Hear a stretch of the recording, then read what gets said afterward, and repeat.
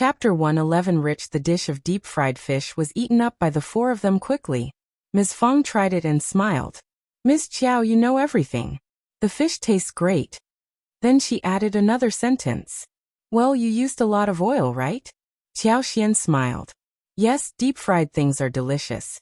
And I can try some more dishes like these in the future. Okay. Ms. Fang smiled.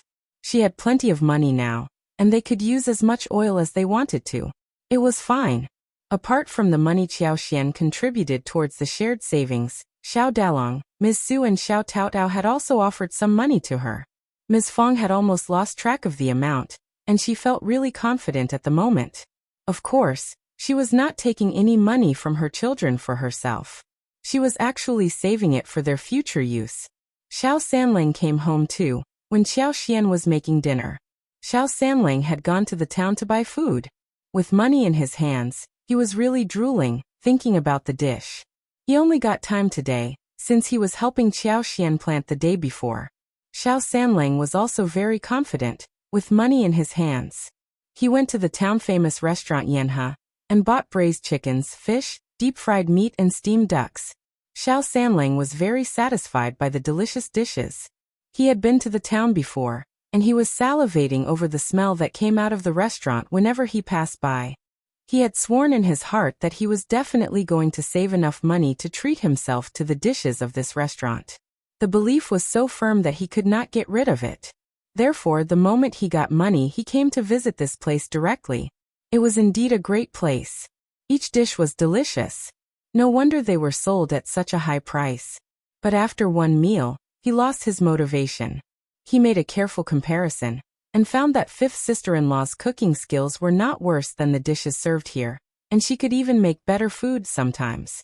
Therefore, he was going to buy raw meat and take it home. He would ask his fifth sister-in-law to make the dishes instead.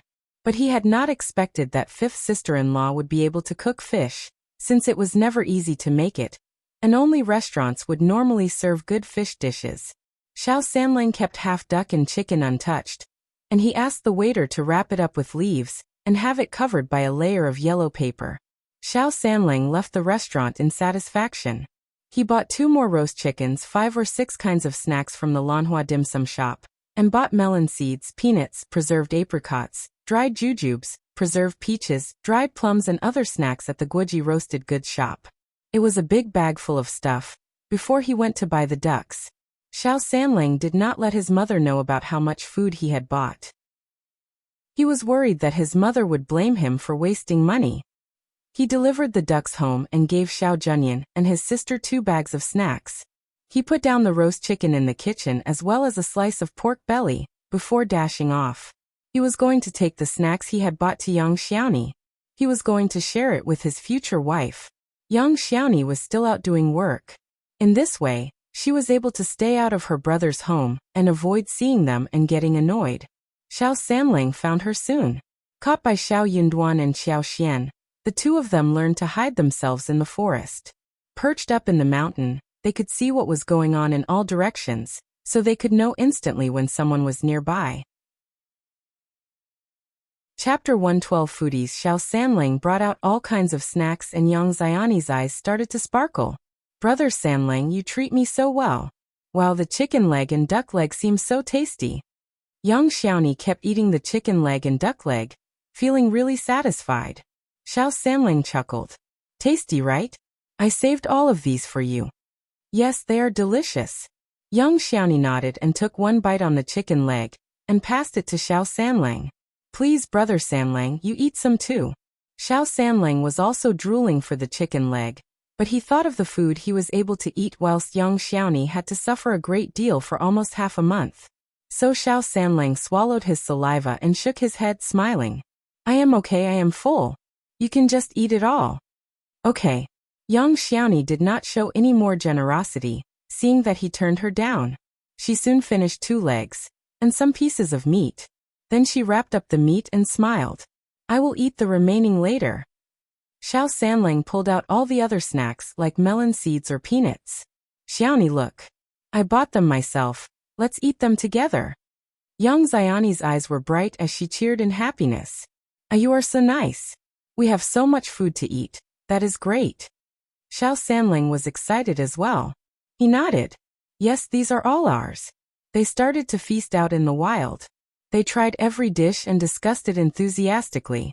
When they were full, they started to eat melon seeds and peanuts. Oh yes, Brother Sanling, where did you get the money for all this? Young Xiaoni asked. Young Xiaoni really did not think of this before, did she? Xiao Sanling said proudly. Don't worry, I get paid for my work, good money.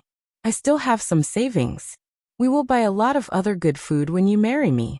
Oh, by the way, you know about my 5th sister-in-law? She is such a good cook. You will realize it when you come to live with us. Young Xiaoni looked really excited and smiled brightly. Xiao Sanling added, what about me giving you 2 liang so you can go and buy some dresses and anything else you want? We can talk about this later. Young Xiaoni pursued. It is not long before I can marry you, so it is fine. If my brother knows about the money in my hand, he will steal it. Xiao Sanling snapped angrily. Young Liang and his wife are terrible. You will not be with them for much longer. Of course. Married sister would never need to care about her brother or sister. Xiao Sanling spent half a day with his future wife. They spent some time chatting after eating. Xiao Sanling gave the remaining food to Young Xiaoni before he left reluctantly. Young Xiaoni finished the food and hid the snacks. She tucked them over her bed when she returned to Third Grandma Yang's home. She did not share them with Third Grandma Yang and her family either, otherwise it would be too annoying since she could not tell them where she got them from. Since she was full, Young Xiaoni did not return to her brother's home for dinner. She did not go back to make dinner either. Ms. Tian was so annoyed that she kept cursing Young Xiaoni for being lazy and ungrateful. The 4 of them finished all the food, without leaving anything for Young Xiaoni. Chapter 113 Sweet Barberries. It was a bustling scene in the first section of the Qiao family. The dishes served that evening included small river shrimp stir-fried with leeks, pickled cabbage and miscellaneous fish pot, sweet and sour carp, which were all paired with 2 vegetarian dishes. It was a table full of color, aroma and taste. The whole family was curious about the new way the fish had been cooked. They believed that Xiao Xian was skilled at it, and did not hesitate to pick up their chopsticks. Everyone spoke highly of the dishes. Xiao Zhenyan and Xiao Qing loved sweet and sour carp best. Xiao Xian had made them a small portion of shrimp with steamed egg. The adults loved every dish. Eldest uncle said happily, "The fish is really tasty, Ms. Qiao. You can tell the method to your second aunt-in-law and third aunt-in-law, so they could make some and have a taste of it." They could not afford to buy meat, but there were many fish and shrimps in the river. Elder uncle's concern for the second section of the family and third section of the family was already deep inside his head, and he subconsciously thought of them in every aspect. Xiao Xian, as well as everyone else in the first section of the family, already lost interest in countering those words. She presented the way of how the dishes were made, with a smile. She even added many extra steps to how the dishes were made. Hearing that so much oil was needed, and wine for pickling and salt and seasonings, eldest uncle no longer had the motivation of telling the second and the third section of the family about it. They would not be able to make the dishes in this way at all. No wonder the dishes were tasty. They consisted of many condiments. He did not dare to ask his daughter-in-law to share the dishes, because all of these were bought with his daughter-in-law's dowry money. Ms. Fang threw a satisfied look at Xiao Xian, smiling happily. Soon it was the 3rd day of May. Come and read on our website Wuxia World site. Thanks. They were discussing how they should celebrate the Dragon Boat Festival. Xiao Yunduan and Xiao Xian planned to visit the town, whilst Ms. Fang was making preparations for glutinous rice dumplings. The leaves and the glutinous rice were all well prepared. They normally made a few glutinous rice dumplings to celebrate the festival in the past, and made some eggs for the children. But they had a lot of money this year, so they decided to make it big. Xiao Xian became interested in making glutinous rice dumplings as well.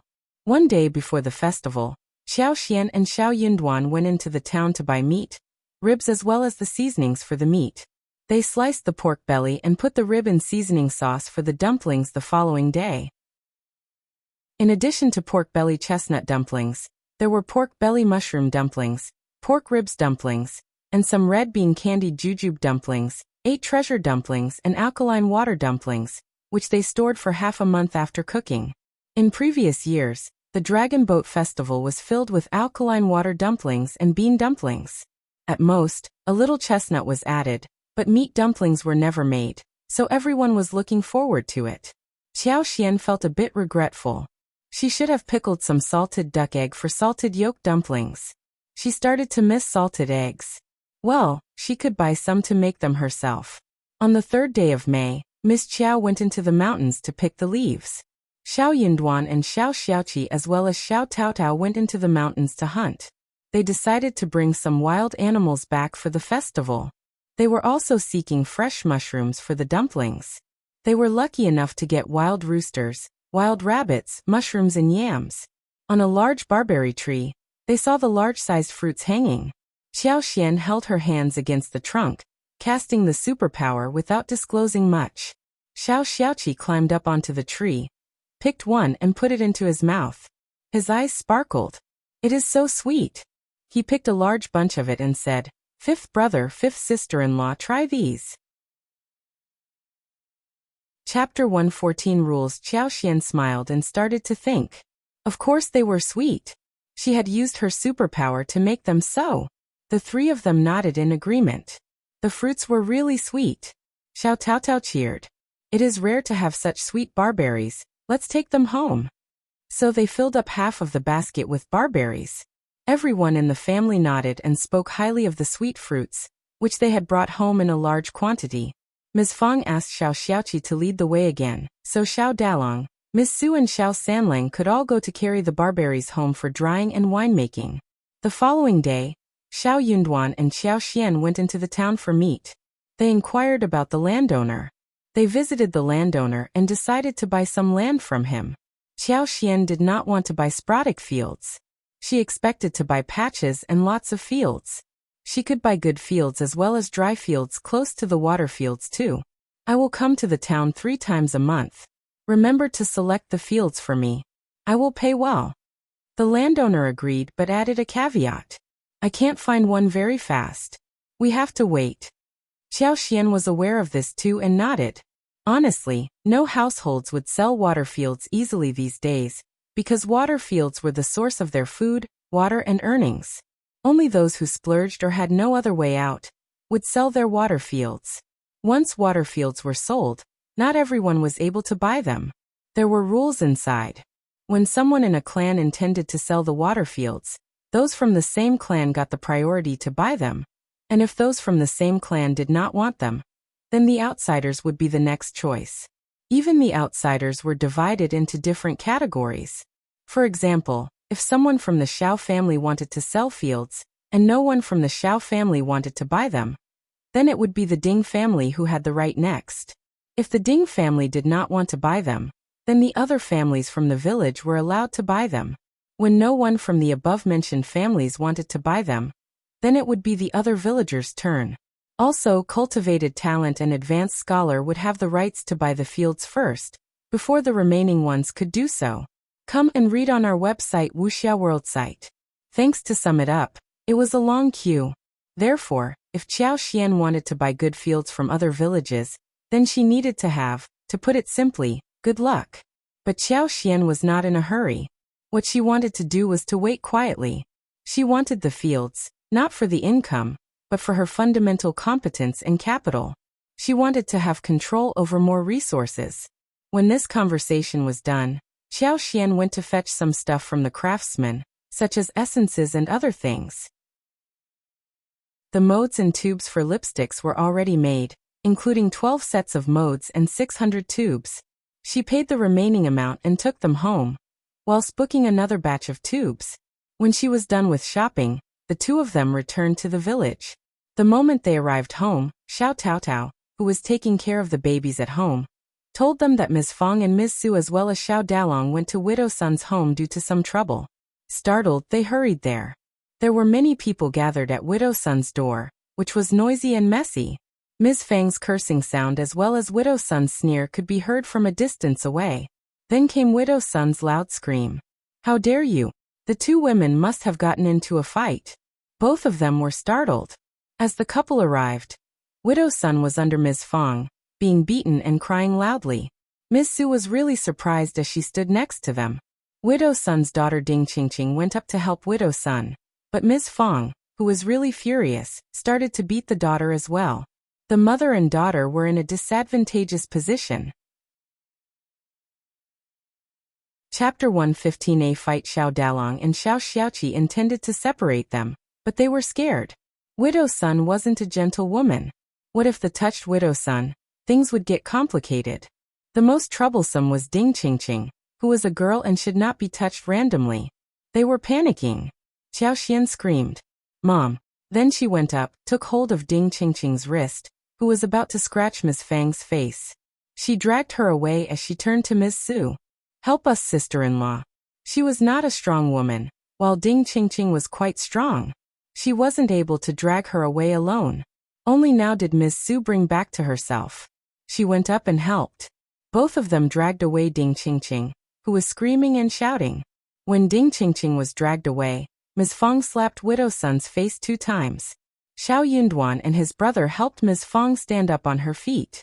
"Mom, what is going on?" Widow Sun decided not to get up. She remained on the ground, crying and cursing. "They are such shameless people. They are bullying a widow like me. I want to die, I want to die." She was already in bad shape, with unkempt hair and red prints on her face and neck. Tears were running down her cheeks, whilst her nose was runny. She looked horrible. Ms. Fang spat and cursed. "You shameless bitch. How dare you spread rumors about me? You are a widow, so what? How dare you cry when you spread rumors around? You are the shameless one. Come and read on our website Wuxia World site." Thanks. Ms. Fang started to tell the story in anger. It was a long tale. The first section of the Qiao family had brought many mushrooms home, and the villagers, who saw that they had no problem eating mushrooms from the mountains, also went to the mountains to fetch mushrooms. They got some from the Qiao family first, and decided to find the right ones. Ms. Fang gave them generously to those who came to the door. But there were so many mushrooms in the mountains, and they were open to everyone in the village. They could never get enough of them. Even the second section of the family and the third section of the family went to find some mushrooms. But they did not want to put much seasoning inside the food, so they did not think they were tasty, thus dropping the idea. They even laughed at the first section of the family for eating horrible things like these. However, all went well until some family got poisoned by the mushrooms from the mountains. Luckily, it wasn't highly poisonous and they didn't eat too much. The family had abdominal pain, vomiting, and bile came out. After tossing all night, they drank a few large bowls of mung bean soup before getting better. After that, the villagers were too frightened to find mushrooms or try new things.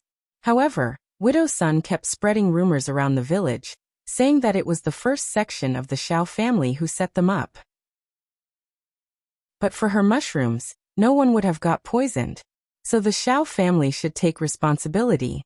There had already been many people who were jealous of the Qiao family, and they believed that what Widow Sun said was true. So they started to complain about the Qiao family. It was true, but for them, no one would have eaten the mushrooms in the mountains. Therefore, it was their fault. The affected family also wanted to get some compensation from the Qiao family. Chapter 116. Reason. They had a rich daughter-in-law, didn't they? They must be having a lot of money. That was how those terrible rumors went about. They had not dared to spread the rumor at the beginning, but Ms. Niu and Ms. Ma joined the group, which emboldened them. When Ms. Niu and Ms. Ma failed to take advantage of the first section of the family, they found that Ms. Fang had found her supporter, namely her daughter-in-law. Ms. Niu and Ms. Ma were very annoyed. With this opportunity in hand, they started to make a big noise. They were not defending the Qiao family at all. Therefore, when the villagers found that the 2 women from the Qiao family were spreading rumors, the others started to spread even worse and wilder rumors. Ms. Fang's friends passed on the message to Ms. Fang. Ms. Fang was so annoyed. So, she went about in the village and cursed at anyone who said those things to her. After all, she had to catch them right on the spot. She could not just let the rumor spread. Otherwise, it would be her family which would look bad. Come and read on our website Wuxia World site. Thanks. Right then, she happened to catch Widow Sun, who was the main culprit behind the rumor. Ms. Fang and Widow Sun had never liked each other, and at this moment, She was taking revenge for all the past doings. Ms. Fang gave Widow Sun, who was in the middle of making a false claim, a push, and then they started to shout at each other and fight. Ms. Fang glanced about and shouted at Widow Sunday, "Are you so stupid? There are many poisonous mushrooms in the mountains, and everyone knows that. We pick mushrooms for ourselves. Who has the say to stop us? No one has set the rules for picking mushrooms in the mountains. It has nothing to do with our family whether others want to get them or not. It's not that people in our family are forcing someone to go up the mountain to harvest." Ms. Sun, you slanted mouth, slanted eyes, black heart and liver, a bad stomach woman. Why did you say that Dingdania's family got into trouble because of us? Should our family be responsible for compensation? If you don't tell me a reason today, I will tear your stinky mouth apart. Only now did Xiao Yunduan and Qiao Xian understand what was going on. How ridiculous. Xiao Yunduan said coldly, "Mom, don't worry. Everyone with a wise head would understand what is going on. They won't find the ridiculous thing worth the while." Qiao Xian laughed and said in a mocking tone, "Auntie Sun, it is your fault. You are trying to cause trouble between our family and Dingdaniu. We never offended you before, did we? We eat mushrooms, wild plants and fish and shrimps. We can eat whatever we want. No one can dictate what to do to us, right? We are all adults and we are not stupid. We know what the reason is. You are so silly to have caused the conflict between us." All the villagers nodded. Some felt guilty and anxious, some were reasonable. True. The matter has nothing to do with the Xiao family. True, they never forced you to eat the mushrooms. Ms. Fang sneered. Do you think that she had a brain? If she did, she wouldn't have done something like this. You bitch, stop pretending to be dead. Speak now, speak. Here is the stage for you. Chapter 117. Louder cries. How dare you call me a bully? I can scold you and hit you as much as I want. You have no right to complain about others when you are being a bitch. Ms. Fang glared at Widow Sun and intended to kick her. Widow Sun was also good at being rude, but she had no way out when she ran into someone like Ms. Fang. She was worried about the strength of the Xiao family, and Ms. Fang even had a cultivated talent as a son and county magistrate's daughter as the daughter-in-law. So she did not dare to say a thing but started to sob. Disdainfully, Ms. Fang said, "Shame on you. You think people would find you pitiful and feel sorry for you because you are crying?" Widow Sun cried even more loudly. She was ashamed, angry and was holding a grudge. But Ms. Fang did not care. She did not intend to let her go so easily. It was never easy to get rid of the sin of spreading rumors. If she was too nice, they would continue to bully her. So, she could not stand being at the center of the rumor. Forced, Widow Sun could not help but collapse. Why are you only targeting me? Everyone is spreading rumors about you. Why do you cling to me? Qiao Xian laughed. How stupid could this woman be? She had just betrayed her accomplices. She added, but my mother-in-law only heard the rumor from you, so it is your fault. You are still trying to cause conflicts between us and everyone else. You must not spread any more rumors, for the sake of morality. All the villagers agreed and started to complain about Widow Sunday. True. She spreads rumors about everyone. How immoral. Come and read on our website Wuxia World site. Thanks, bad woman. Don't talk nonsense when you have no evidence. Widow Sun was so angry at the moment. Ms. Fang goaded her with a sly smile. True. Otherwise, you can just tell me who is spreading the rumor. Widow Sun did not dare to spill any names, in case she offended others. She even regretted having shouted that out loud a while ago. She was feeling so messy inside her head. As she was just in the middle of the mess, Qiao Xian forced her. No telling? Then you are the one creating rumors about everyone. I never knew there was anyone like this in our village. Annoyed, Widow Sun screamed. It is Ms. Niu and Ms. Ma who did it. They did it. Yes, they did it. What? Ms. Fang was startled, so was everyone else. It is Ms. Niu and Ms. Ma. Widow Sun sneered as she calmed down. She had just revealed Ms. Fang's sisters-in-law to see what could Ms. Fang do about it now. But for these two women, she would not have been caught red-handed by Ms. Fang today. Widow Sun thought angrily that Ms. Fang could go to them for justice if she dared. Ms. Niu and Ms. Ma both said that you have a rich daughter-in-law, so you pushed away your own family. You are selfish and self-centered, and you must be setting up the trap for the villagers to fetch the mushrooms in the mountains. You have to pay for the consequences. They even said that the first section of the family look kind, but they are actually very greedy. They try to rob their daughter-in-law's dowry, whilst the daughter-in-law is a stupid woman who has been tricked but still treats you well. How funny. Chapter 118. Ms. Niu and Ms. Ma Widow-san decided to spill everything in one go, be it real or false. You goddamn bitch. Ms. Fang was about to beat Widow-san out of anger, before she finished her words. Ding Qingqing screamed as she held Widow-san in her arms. Mom! Qiao Xian and Xiao Yunduan stopped Ms. Fang directly. Qiao Xian said gently, Mom, these words are ridiculous. Widow-san is used to causing conflicts between people, and now they are trying to separate our family. I am not stupid. I can tell who treats me well, and who doesn't. How ridiculous. I am not lying. It was Ms. Niu and Ms. Ma who said it. Hey you two, don't you dare run away. Widow-san screamed at the top of her voice, as she saw Ms. Niu and Ms. Ma among the crowd. The crowd turned to the direction she was pointing towards. The villagers around Ms. Niu and Ms. Ma retreated backwards subconsciously, so the two women stood out directly. You two. Ms. Fang glared at them too, looking really furious. With teeth clenched, she asked word by word. Is Widow-san speaking the truth? God and Buddha in heaven. Anyone who dares to lie will bring bad luck to the whole family. I can swear to God that I did not lie. Do you dare to? Widow-san, who had successfully switched the conflict, decided to put all the blame to the two women. Before they said anything, she screamed and stopped them with her poisonous oath. You are just talking nonsense. Widow-san sneered. I am not lying. Come and read on our website Wuxia World site. Thanks. It was time for her to feel proud. She was going to see how the three of them fought with each other. Ms. Niu and Ms. Ma were dumbfounded. They could definitely counter her, but Widow-san's vow was too fierce for them to cook up any lies. Actually, Ms. Fang knew that the two sisters-in-law of hers were spreading rumors, except the one about dowry. These two sisters-in-law of hers dared to say everything. They were so used to taking advantage of the first section of the family that they got angry when they found that they were no longer able to take advantage of them. It was as if the first section of the family owed them something big. That was why they vented their anger in this manner. It was so humiliating when they spat out the family affairs to the whole village.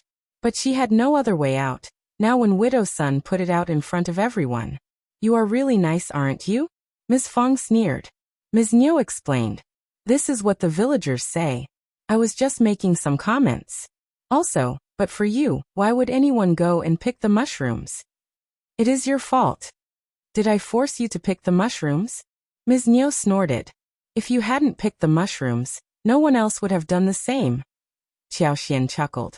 We aren't stupid, are we? Don't we have the ability to choose what to do and what not to do? Are you all going to follow our steps? Ms. Qiao is right. I address you as my sister-in-law, and we have always offered so much help to your family. But you are making complaints behind our backs. That is so hurtful. Henceforth, we are not just separate sections of the family, we will live separately too. Don't come to our door whenever you feel like it from now onwards. Ms. Niu and Ms. Ma looked timid, unconvinced, yet they did not dare to utter a sound. Chapter 119. Daughter-in-law. There was no need to conceal anything. When the affair was already revealed to the whole village, Ms. Fang added, You think that I am coaxing my daughter-in-law for her dowry? Have you personally witnessed that? Ms. Niu and Ms. Ma became even more furious. Ms. Ma said, After Ms. Qiao becomes part of your family, you always have new clothes to wear, meat to eat, and wagons full of stuff. They are all bought by Ms. Qiao. That is true. Qiao Xian smiled. I can do whatever I want with my dowry. Mom treats me well, and I love to buy those for her, so what? If you don't feel that is fair, you can get a good daughter-in-law for yourself as well. Everyone started to laugh. After that, everyone felt jealous as well. Ms. Fang was so lucky as to get a daughter-in-law like that. She was the ideal one. Xiao Yunduan could not help but turn to Qiao Xian. Excitement arose in his eyes, and he could not help but feel gentle towards this woman next to him. You. Ms. Ma almost wanted to spill blood out of anger. You ungrateful girl. I am doing this for your sake. You have been tricked. Just see what will happen when you lose all your dowry. That is not your business anymore. Qiao Xian smiled. I can earn money when I run out of my dowry. Moreover, I have my husband with me, right?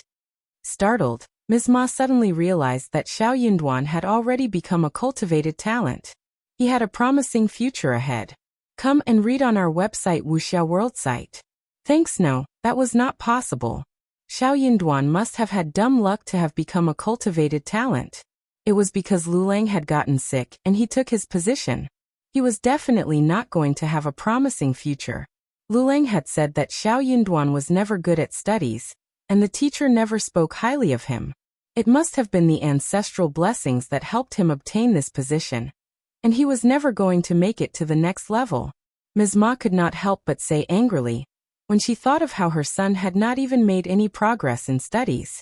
You can never know what is going to happen in the future, maybe.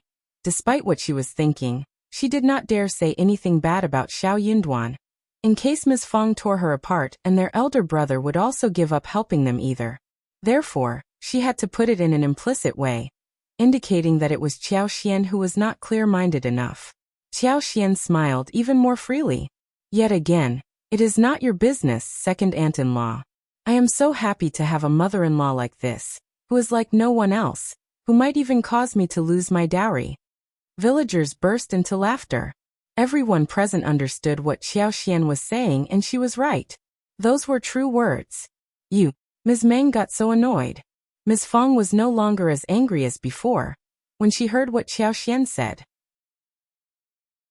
She felt proud to have a daughter-in-law like this, who was helping them make a fortune, and even managed to keep peace in the family.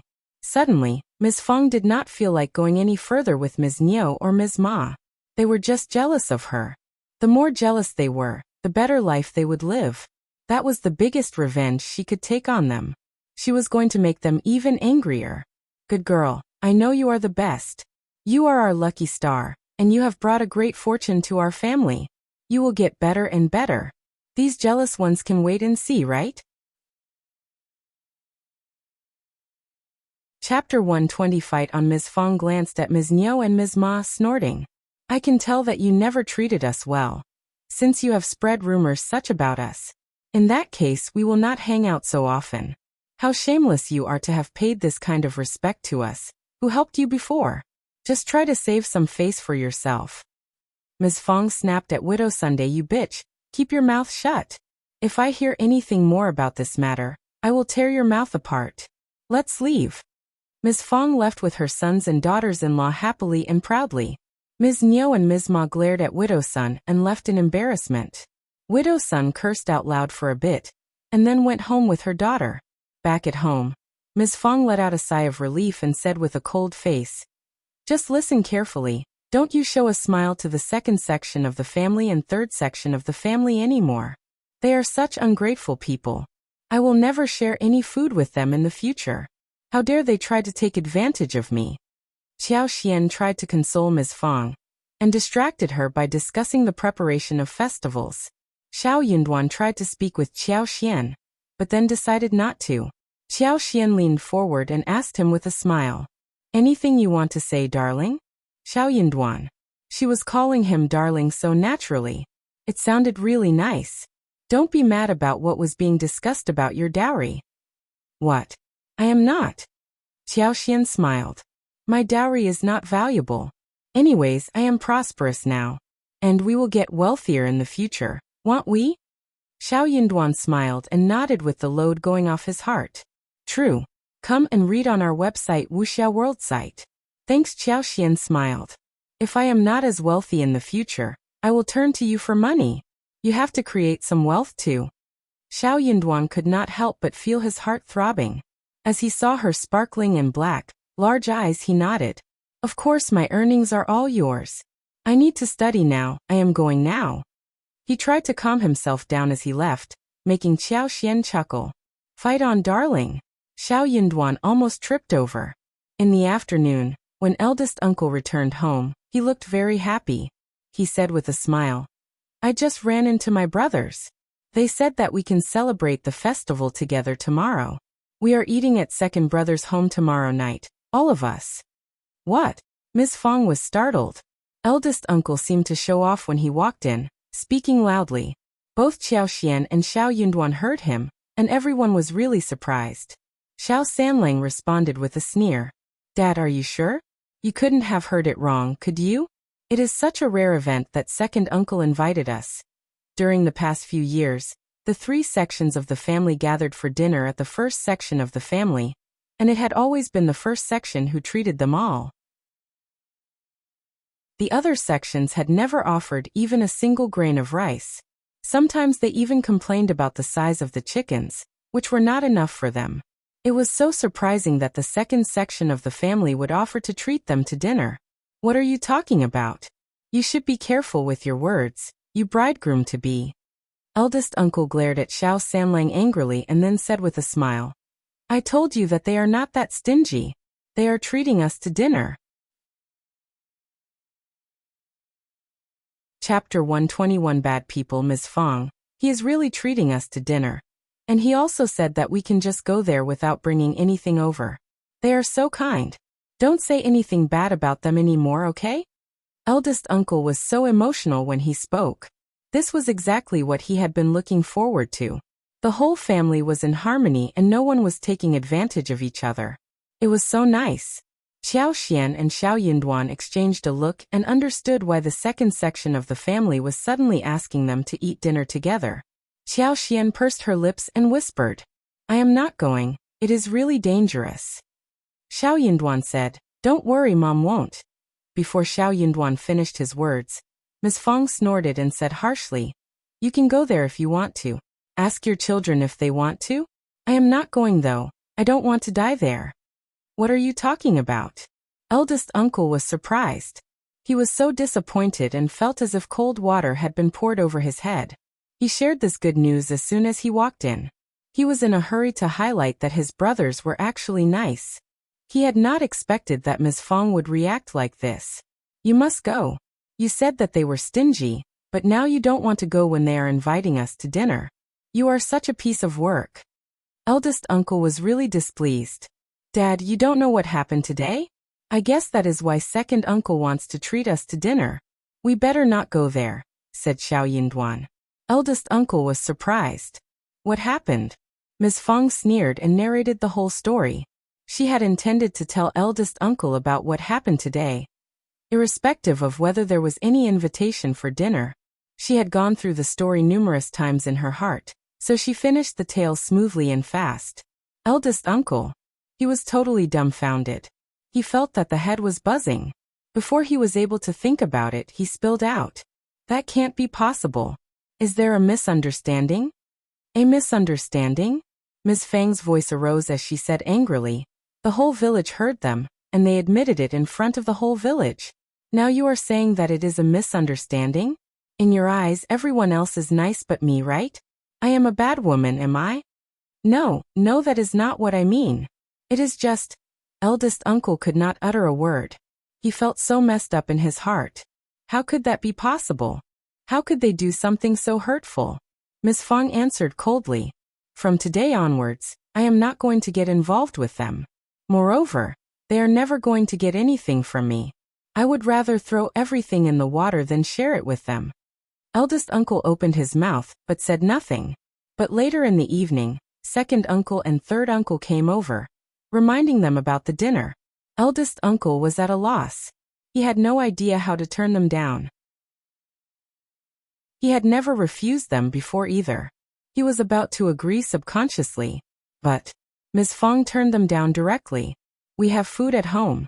We will not be going over to your place. I can't afford to eat at your house ever."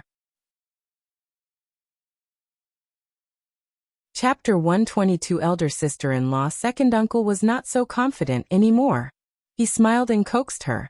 "What are you talking about, elder sister-in-law? We are a family. We live separately." Ms. Fang sneered. "No one in our family is like this." Countered by Ms. Fang, second uncle could not hold the pleasant expression anymore. He snapped angrily. Elder sister-in-law, what are you talking about? We all make mistakes. Ms. Niu has learned from her mistake, and she is going to correct herself in the future. We are expressing our regret through dinner tomorrow night. You can't just ignore our sincerity. True, third uncle added. Ms. Ma is apologetic about her mistake as well. She is not going to make the same mistake ever again. She likes to spread rumors, but she is not a bad person. Same goes for Ms. Niu. Elder brother, just talk to elder sister-in-law. We are a family, and we will become a laughingstock for others around us, if we are not in a harmonious relationship. True, elder brother. Both second uncle and third uncle understood clearly what the eldest uncle wanted. They knew how to make him feel soft-hearted. They kept installing ideas into eldest uncle by saying sorry and how terribly they had behaved. Eventually, eldest uncle sighed. Ms. Niu and Ms. Ma spread too much gossip. You have to watch out for them so that they won't make the same mistake again. I can drop it this time, but I will tear their mouths apart if it happens ever again. Ms. Fang snorted. But we are not going to have dinner with you. We are siblings, but we need to have a clear account. We have our own children and grandchildren, and we should keep the matters separated clearly. We are not taking advantage of your families, and you should never take advantage of us, either. Not ever. We are going to live separately. Second uncle's and third uncle's faces changed. Elder sister-in-law, you are still blaming us? Ms. Fang replied. Ms. Niu and Ms. Ma hurt us so badly. Why can't I remember this matter? Ms. Fang did not want to ignore that, no matter what second uncle and third uncle said. She was still being reasonable by being polite. But if she gave in any further, it would be much harder for her to defend herself in the future. The second section of the family and third section of the family were trying to set her up. Their behavior was so annoying, especially when it came to the rumor that she was trying to get daughter-in-law's dowry. Ms. Fang had been a strong woman all her life. She just could not stand this accusation. Both Xiao Dalong and Xiao Yunduan were silent. They were apparently taking Ms. Fang's side. Eldest uncle intended to say something, but he had no one behind his back. Second uncle and third uncle left the first section of the family with sunk faces. How difficult it is to pursue a narrow-minded woman like this. Just drop it for now. We can talk about it in the future. Despite the anger, the two men did not think that Ms. Fang would stick to that attitude throughout her life. They had a long way ahead of them. When the two uncles left the first section of the family, everyone at home went down to their own business.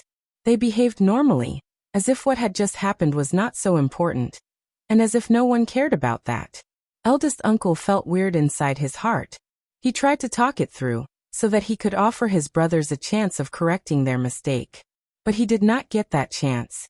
When the two uncles returned to their home, they blamed their wives for letting the rumor be heard by Ms. Fang. She is the type who takes revenge, got it? Now she has this issue in her hands. With this, she can do whatever she wants in the future. Ms. Niu and Ms. Ma were very annoyed as well. They did not mean to let the rumor spread. It was just a small talk. But for some reason it sounded really big and bad in front of others. Ms. Fang must have done it on purpose. Also, Widow Sun was the main culprit. But for her big mouth, nothing like this would have happened. That bitch was definitely going to be disciplined.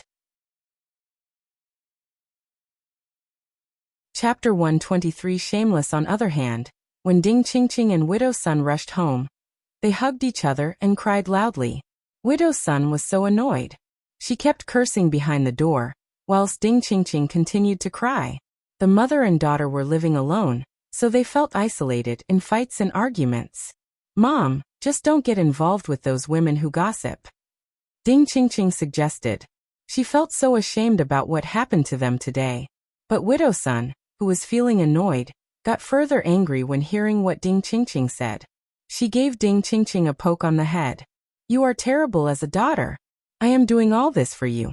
Otherwise, what am I doing in this broken village? Ding Qingqing got so upset that she shed tears. She just could not understand why this was for her sake. Widow Sun could not stop when she started to curse. You must be dreaming about Xiao Yunduan, aren't you? He is already married, so what are you fantasizing about him for? He is a cultivated talent, But he is never going to make it further than that. Ding Qingqing could not help but cry harder. No. You know that he is already married.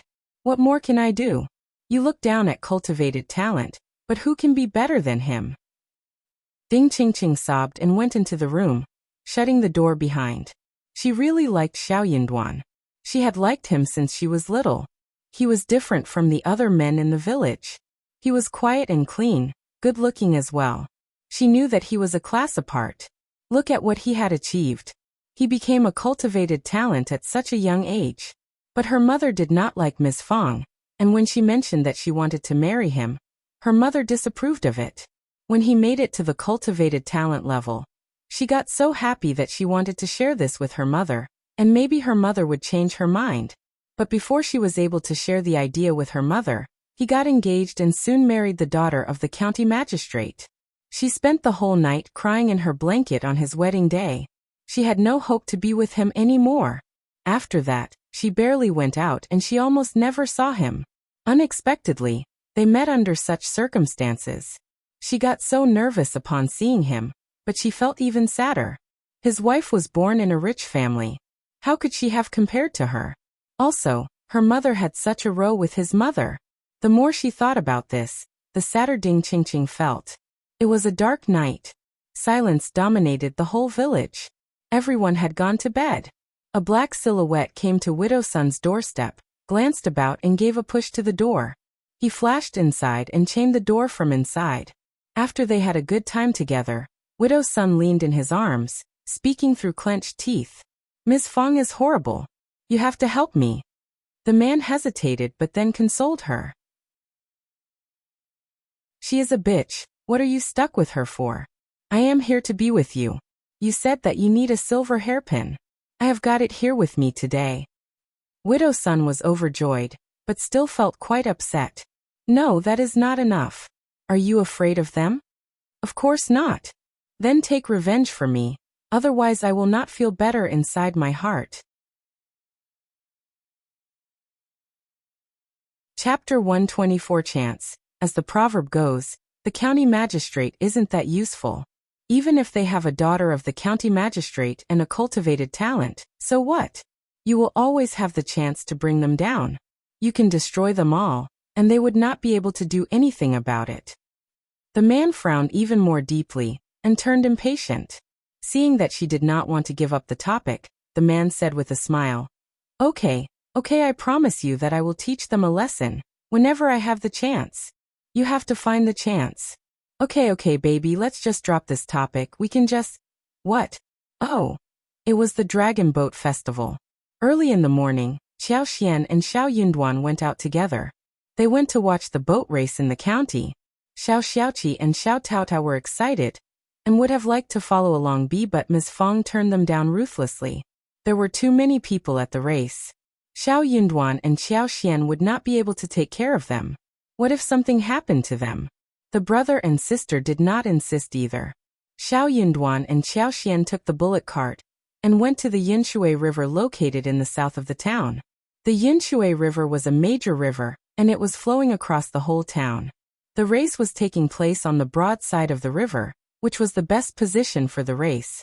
There was nice scenery around, and people often came here to ride horses and have fun, especially in spring. When the two of them arrived, there were already many people on both sides of the riverbank. It was bustling, and people were well dressed. They started to talk and cheer around, making comments. It was the first time for Qiao Xian to experience such a bustling scene. She got really excited to be here. Her eyes were large and sparkling. She looked around curiously. Although there was no other entertainment in this era, the nature was pure and green, and she felt so happy to see all of this. Looking at her enthusiasm, Xiao Yunduan subconsciously slowed down and gave her a tour around, whilst thinking inside his heart, what a pitiful girl. She must have never been out in the town till now. After a while, the two of them were united with those from the school. Apart from Xiao Yunduan, some of the fellows also had their family members with them and they greeted each other. Qiao Xian looked very pretty and behaved amicably. She stood out among everyone else, who knew about her background. So they sized her up curiously and glanced at her on the sly. Most of them could not help but feel jealous and envious of Xiao Yunduan. Honestly, Madame Qiao and County Magistrate Qiao had never revealed what Qiao Xian had been through before she got married. After all, it was related to their reputation. Therefore, all they knew about her was that she had a noble background. Xiao Lulang felt even worse inside his heart. Some of his fellows liked to tease him because they knew that he was narrow-minded. They kept saying that Xiao Yunduan was lucky and talented, and that he was going to have a promising future. That made Xiao Lulang feel even more jealous. He swore to himself that he was going to bring down Xiao Yunduan on the occasion of couplet making today. He was going to let everyone understand that he was more talented than Xiao Yunduan, who had only pure luck on his side. Chapter 125 Face for them soon. Dean Meng and Mr. Zhou as well as Mr. Wu from Minghua College came over as well. All of them looked really excited. I did not expect that Officer Qiao would be here. He is hosting a banquet with County Officer Zhang ahead. Let's all go and celebrate with them. Oh yes, Madam Qiao and Lady Qiao are both here, so all of you should behave yourselves well. All the disciples looked both surprised and overjoyed. That is great. Yes, that is such a rare opportunity. Mr. Dean, don't worry, we will all behave well. As they were expressing their excitement, they could not help but look at Xiao Yunduan. And they could not help but feel even more jealous. Xiao Yunduan was Officer Qiao's son-in-law. It must have been for his honor that Officer Qiao had gathered everyone. Qiao Xian followed along with the group. Xiao Yunduan looked at her. He could not help but show worries on his face. Xiao Xian smiled at him and shook her head slightly. Don't worry. They don't want to be humiliated. They wanted to keep their facade and would not do anything to her openly. Officer Qiao was her father, and the whole family was here, so she needed to greet them, no matter what. Officer Qiao was having a great time with the folk, and all the officers were watching the show. But they were in a very good position, where they were separated from the others, with guards standing by so the civilians could remain separated. It was a high spot in that area, where the view was excellent. It was not very close or far away from the bank. It was the perfect place to watch the show, not crowded but bustling. So when the group came to this place, they were far removed from noise. They all went up and greeted the honored guests. Officer Qiao looked chubby and white, wearing a kind and affable smile. He was greeting everyone with politeness, and even chatted for a bit with Dean Meng, who was asked to take the seat. Qiao Xian bowed and greeted them as well. Hello, Father, Madam. Oh, you are here? Oh, all right. Officer Qiao was surprised to see Qiao Xian here, and he almost burst out the question, Who are you? As he looked closer, he noticed that it was the concubine's daughter. Otherwise he would have lost his face in front of so many people. Officer Qiao was very surprised. Somehow he sensed that his daughter seemed to look a bit different from before. No wonder he almost did not recognize her. But that was a momentary thought which did not lead to any further ideas. He barely met this daughter of his before, and did not know well what she looked like. But Madame Qiao's and Qiao Wei's faces changed. Qiao Wei was almost going to snap at Qiao Xian, but for Madame Qiao's reminder, Qiao Xian smiled. You are here too, come and take a seat. Okay, madam. Qiao Xian smiled and behaved gently, walking towards the seat next to Madame Qiao with composure. After she took the seat, she looked up and met Xiao Yunduan's concerned look. She smiled at him, trying to console him. She was right. Madame Qiao would not humiliate her in public. Not everyone from the college had the seat, except for Dean Meng and some cultivated talents. All the others were standing behind the seats. But Xiao Lulang was different. Chapter 126 Young Master Xiao Lulang was not a cultivated talent, but he was Xiao Yunduan's cousin, whilst Xiao Yunduan was county magistrate's son-in-law. Therefore, Xiao Lulang pretended not to know the rules and took the seat.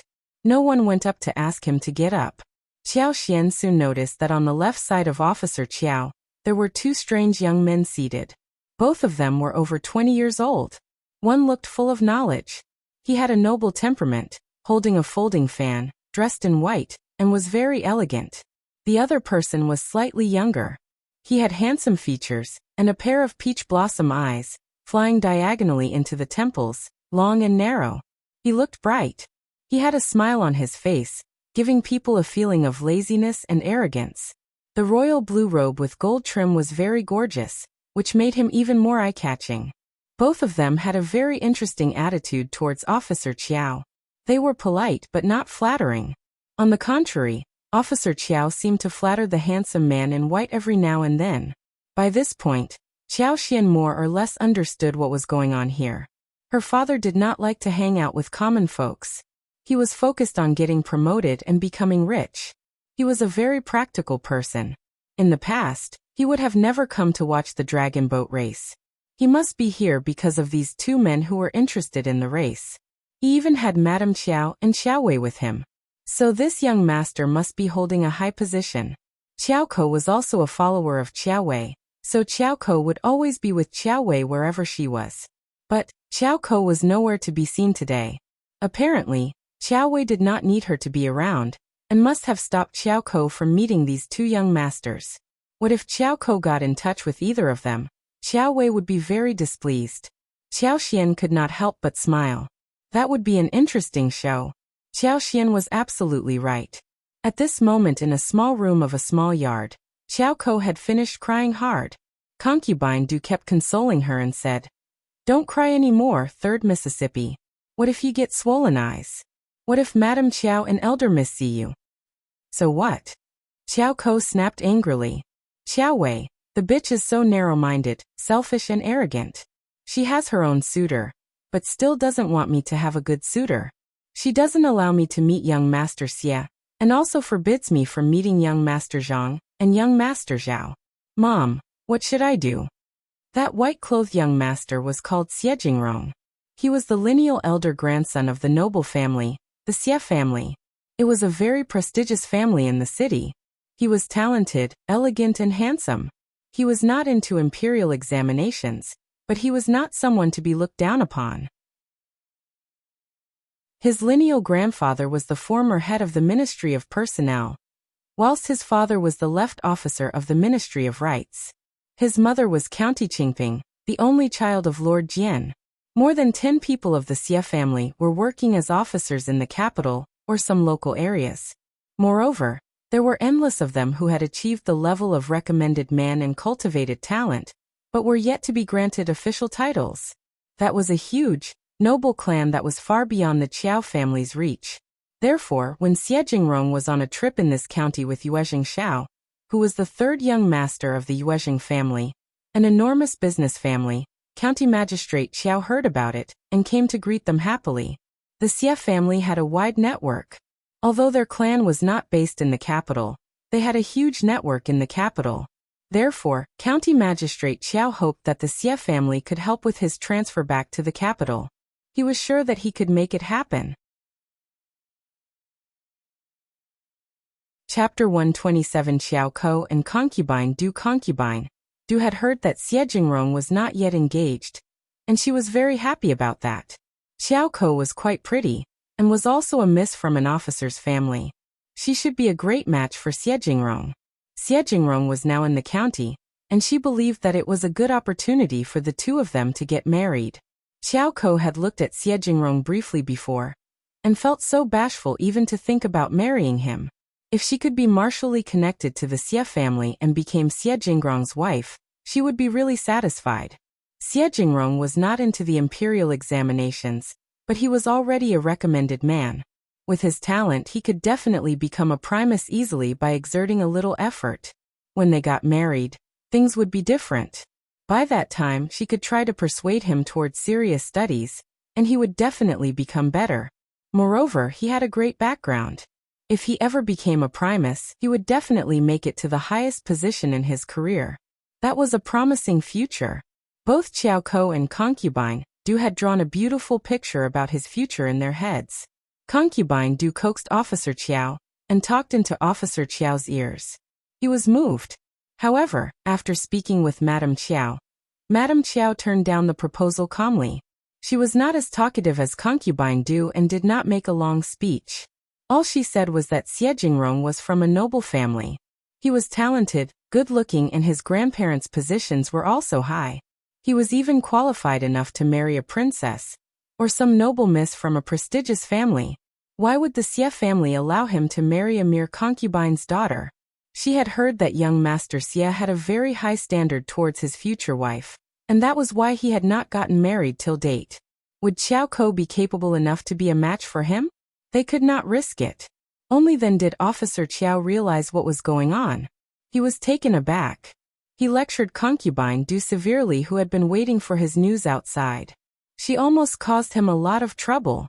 Concubine Du knew that it must have been Madame Qiao who created the disruption. She was angry and furious but could do nothing about it. The marriage would not work out if the madam of the family disapproved of it. Qiao Ko was very annoyed too. She had assumed that with Qiao Xian's help, it seemed as if she had had a good position in the family. She even sneaked out just to run into Xie Jingrong and Yue Jingxiao. However, Xie Jingrong and Yu Zhangxiao returned to the hostel after Officer Qiao's persuasion. Madame Qiao sneered and told Officer Qiao what happened. Officer Qiao got so furious that he slapped hard on Qiao Ko's face, grounding both her and her mother. He was worried that Xie Jingrong would get angry about it, so he asked Xie Jingrong and Yue Jingxiao to watch the race, as a way of compensation. Qiao Wei kept sneering at Qiao Ko. She told her about the race, and then mocked her. Do you think you are good enough for young Master Xie?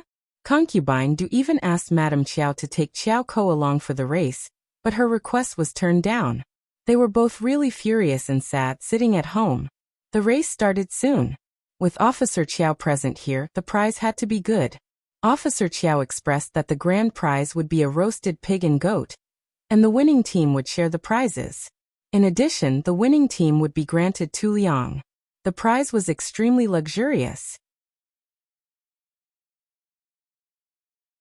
Chapter 128 praises. Every team spared no efforts for the race this year, and the civilians were all very excited, cheering along the banks.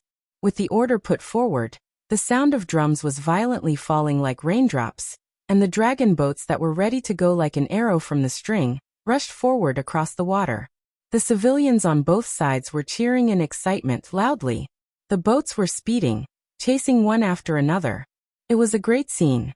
Xiao Xian was watching with a lot of concentration, and she almost clapped in excitement, but for the place she was seated at. Qiao Wei rolled her eyes as she saw how Xiao Xian got excited about the show. How narrow-minded and stupid. Xiao Xian blinked her eyes and turned to Xiao Xian. What are you talking about, sister?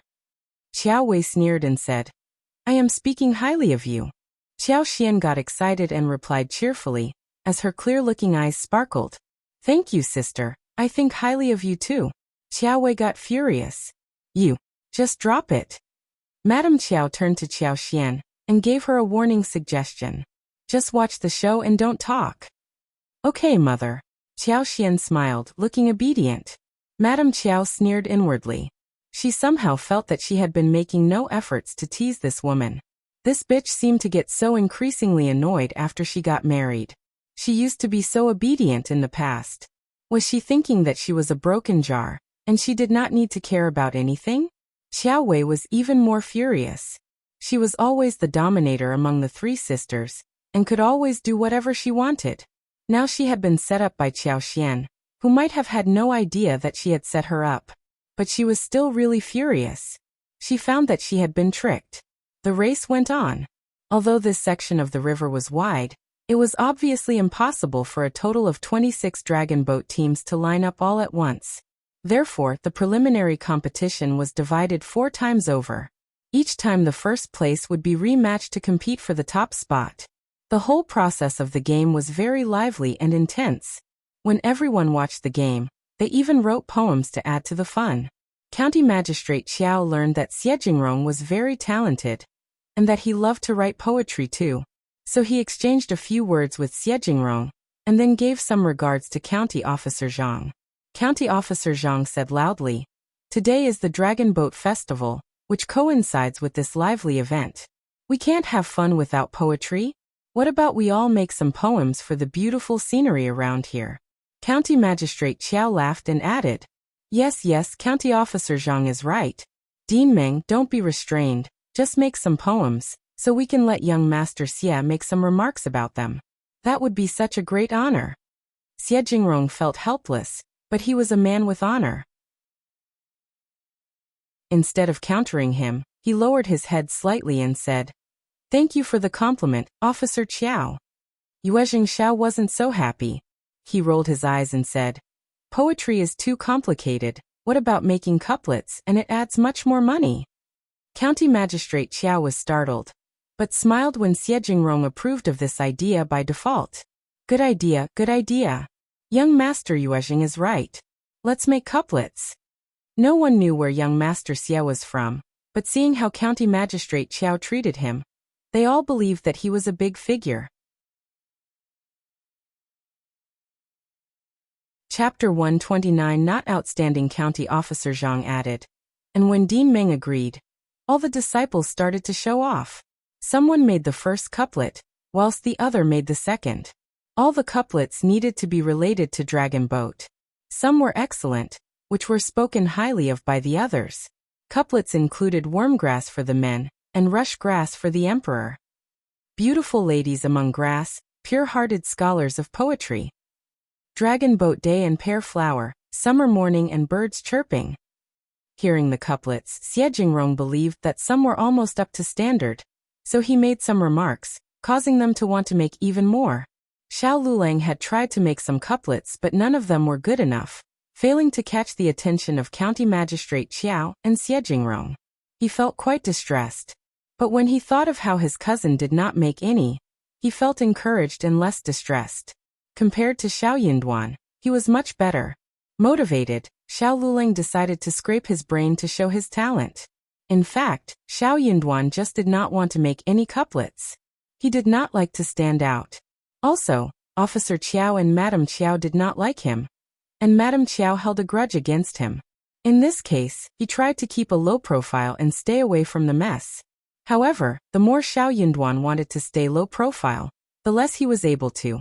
When countered by Qiao Xian, Qiao Wei had been holding a grudge against her sister, and was trying her best to find a way to take revenge for the trap she herself had set. She hated to be talked down to, so she decided to direct her grudge towards Xiao Yunduan. When all the disciples were competing among themselves, only Xiao Yunduan stayed silent. Qiao Wei, of course, did not know that Xiao Yunduan was doing that on purpose. She thought that Xiao Yunduan lacked the knowledge to make any couplets. Therefore, she was going to humiliate this idiot in public. That was like humiliating Qiao Xian. It would make her feel less annoyed. Qiao Wei rolled her eyes and whispered to her maid, Fendi next to her.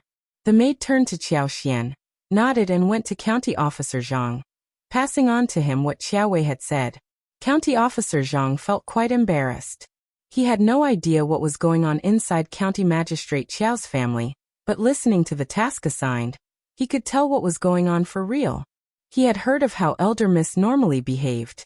The Elder Miss ordered her maid to pass on the message to him that he should come up with a difficult idea for the second Miss husband to make a couplet, so that he could be humiliated.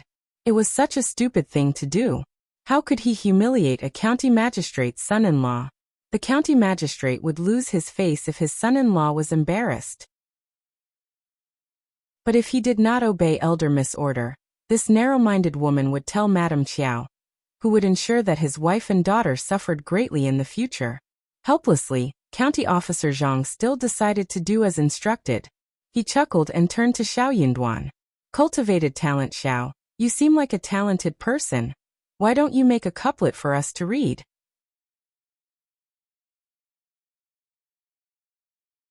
Chapter 130 Elder Miss Qiao's request. Everyone was startled.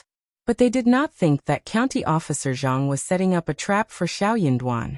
Instead, they believed that County Officer Zhang was helping Xiao Yunduan to stand out, so that he could behave well in front of the public. They could not help but feel jealous again. This man had found a huge shelter for himself. Look at him. After he became related to the county magistrate, even the county officer was trying to help him. That was what Xiao Lulang thought as well. He felt more jealous than anyone else. Xiao Lulang threw a look at Xiao Yunduan, but smiled. County officer, my cousin isn't so good at it. What about me doing it in place of him? County Officer Zhang was startled, and Xiao Yunduan fell into silence. He also wished that Xiao Lulang could stand out for him. However, Qiao Wei was not pleased. She said loudly. That doesn't work. You aren't part of our family, you can't replace him. What about you making a couplet instead? Qiao Wei turned to Qiao Xian and smiled. She looked intimidating. Qiao Xian only had a little knowledge about characters, and she had never learned how to write poetry or lyrics, nor had she been taught how to play the zither, chess, or write calligraphy or draw. It would be great to see her humiliated in public. No one dares to utter a sound anymore. That was Elder Miss Qiao's request, which no one dared to counter. Yuezhingxiao couldn't help but snort, but he was very interested in watching the show. Xie Jingrong could not help but glance at Qiao Wei, thinking that this Elder Miss Qiao was so stupid. She had showcased her real intentions. But did she realize that if she humiliated her sister in public, her father would be humiliated too? It seemed that Officer Qiao wasn't so good at governing the family. He was suddenly reminded of another Miss Qiao whom he ran into, and he felt even worse about this family. Officer Qiao's face had sunk. He raised his eyebrows and glared at Madame Qiao. But Madame Qiao did not catch his message, since she was concentrating on something else. Officer Qiao became even more furious. This daughter of his was too spoiled by her mother, so that she had become arrogant and free-willed. Yes, he was the head of a county. Did that mean she could do whatever she wanted? What about when they went back to the capital? This behavior would bring them so much trouble. He had to discipline her when they returned. Madame Qiao was also sighing inside her heart at the moment. She had spoiled her daughter so much that she could not tolerate a thing. She was venting her anger at the moment. She was just thinking about embarrassing Qiao Xian through her husband, just to make her sad. But what about her father? That bitch was also her father's daughter. Madame Qiao knew that her husband would have given her a warning look, but what could she do right now? Her daughter had already spilled out the request, and anything she did would mean a slap on her daughter's face. There was nothing she could do. She had to pretend not to have caught her husband's message. Hearing that Qiao Wei was trying to humiliate Qiao Xian, he got anxious and angry, so he immediately retorted. Wormgrass in front of households. Folks cheer for the race of dragon boats. Sorry, I am not that good at it, but here is your order, county officer. I just made one randomly. Under normal circumstances, when Xiao Yunduan was done making the couplet, the whole thing would be over. But Qiao Wei did not want to drop it. She chuckled at Qiao Xian. It is your turn, sister. Make one to cheer everyone up. Chapter 131. Not her. Qiao Xian was rolling her eyes inwardly. You can't even do that yourself, why forcing me? Qiao Wei, who had been spoiled in the family, was not devoted to studies at all. She was no better than Qiao Xian in talent either. But she was the lineal daughter, whilst Qiao Xian was the concubine's daughter, and at the mercy of Qiao Xian. Hence, she could not use the same request to counter her. Otherwise the whole thing would get worse. Qiao Xian turned to her and said without hesitation, I don't know how to. Qiao Wei was surprised. It was such a straightforward confession made without shame or embarrassment, that Qiao Wei did not know how to react. Women without knowledge are virtuous. I don't know how to make couplets. Qiao Xian added. She had no idea how to, and she was not good at it either. Qiao Wei just could not say anything to mock her, strike her down or humiliate her in this case. All right. Madame Qiao smiled and intervened. Quan Xian is right, women don't need to be good at this. Just drop the topic and watch the race. Yes, watch the race. Officer Qiao let out a sigh of relief and let out a laugh. County Officer Zhang was clever, so he changed the topic directly, followed by all the disciples who continued to watch the race. Finally, the topic was dropped. Qiao Wei threw a glare at Qiao Xian. Her face sank, and she was obviously not convinced. Qiao Xian ignored her. She knew that this sister of hers was so used to being intimidating that she could not change her personality at the moment. But she was very surprised. Her father, who had been dreaming about getting promoted and cared so much about his face, must have noticed the inappropriate behaviors of his daughter. He was surely going to discipline her when they went back home. Yuezhingxiao, who was enjoying the show, could not help but throw a few looks at Qiao Xian. He was both interested and surprised. He had witnessed numerous fights between lineal daughters and concubines' daughters. Elder Miss Qiao was obviously trying to humiliate the second miss and her husband in public, But second Miss was so straightforward about her lack of knowledge that elder Miss Qiao could not do anything about it. Second Miss cut down the trouble directly. Almost all the concubine's daughters whom he encountered had always been brought down by the lineal daughters. Second Miss of the Qiao family seemed to be quite interesting. This officer Qiao was even more interesting. He was an officer, and he married this concubine's daughter to an unknown cultivated talent? That cultivated talent was obviously defending his wife, but he did not seem to have a good feeling towards the Qiao family. Xiao was a bit confused. He had not expected that there would be such a big show in a county magistrate's family. It was almost lunchtime, and the race came to a good end. Everyone waved goodbye to each other. Xiao Xian and Xiao Yunduan left before everyone else did. Had I known that we would run into them, I would not have come here. It is my fault. Xiao Yunduan sounded guilty. I should have known about this before. Xiao Xian was not as angry as before. She smiled and waved her hand. Officer Qiao did not have the interest in watching the show earlier. No one would have predicted that he would be here today. Oh, I really want to eat glutinous rice dumplings at home and barberries. Let's finish our errands and go home. Xiao Yunduan nodded. Okay, let's do it. The two of them went to landowners, hoping to see if there were any good fields available to buy. Chapter 132 Super Luck. The landowner smiled. You are very lucky. Businessman Zhang is in urgent need of money, and he is selling 240 mu of good fields urgently. If you buy them now, you can start to cultivate crops and harvest in autumn. But he is in a big hurry. He needs to have the deal done and paid for in the next 2 days.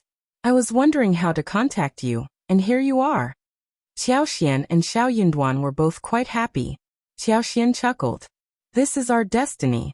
That good field is meant to be mine. True. The two of them agreed that the landowner would bring them to have a look at the field the next day. And if they were okay with the deal, they would pay the money and sign the contract right then and there. After they left the landowner, Xiao Xian said to Xiao Yunduan, let's write both our names on the deed, okay? We are still in a joint family, and the yield has to be shared with the whole family. But if we live separately in the future, we will still continue to share a big portion with our parents and brothers. Xiao Yunduan was startled. It is your field and you should write your own name on the deed. You can share the revenue portion at your will with the family. Mom is a very understanding woman, and she won't want to take advantage of you. Xiao Xian smiled and fell into a good mood. What super luck she had that she ran into a family like this. Her nature had always been like this. When she was treated well, she would pay those who treated her nicely back even better. She was the one who earned the money, but she could not have earned this amount of money alone. A single woman would not get a position for herself if she had no one to lean on. They were her shelter and bay, and with their help she was able to do whatever she wanted. They were helping each other. Just listen to my arrangement, please, said Xiao Xian firmly. Xiao Yunduan opened his mouth and wondered what she meant. These were meant to be her private properties. Why would she not keep them separate? Was she not worried that it would be difficult for her to handle it in the future? Or was she saying that she was not going to leave the family? Xiao Yunduan was not certain, and kept speculating on this matter in his head. Okay, you can take that call. They would think about that later. At Mingrentang, in the backyard, Manager Qin was receiving Xie Jingrong and Yue Xiao politely. Xie Jingrong was seeking a very difficult medical herb in this county, but he had not yet paid the visit to the best pharmacy in the local area, before Officer Qiao came to his door. At this point he finally had the chance to conduct his own business. The two sides were just talking, when Yue Xiao saw an employee craning his head. He smiled. Manager Qin, your employee needs you now. Manager Qin and Xie Jingrong turned to look into the direction of the speaker. The employee could no longer hide himself. He took a step forward and smiled with a greeting. Xie Jingrong nodded at Manager Qin. He said politely, please Manager Qin. Manager Qin smiled but glared at the employee. They had no secret at the pharmacy, and he could just share the message in front of Xie Jingrong and Yue Xiao. Just spill it. The employee smiled. Young Master Xiao and Mrs. Xiao are here to fetch the seeds. They are in a hurry to go home, so I came to urge you. Xiao Yunduan and Qiao Xian had the ability of getting such a large quantity of wild honey and Gastrodia alata for the pharmacy, so they were well received at Manager Qin's place. If those things could be well planted, then the pharmacy would have a long-term deal with them.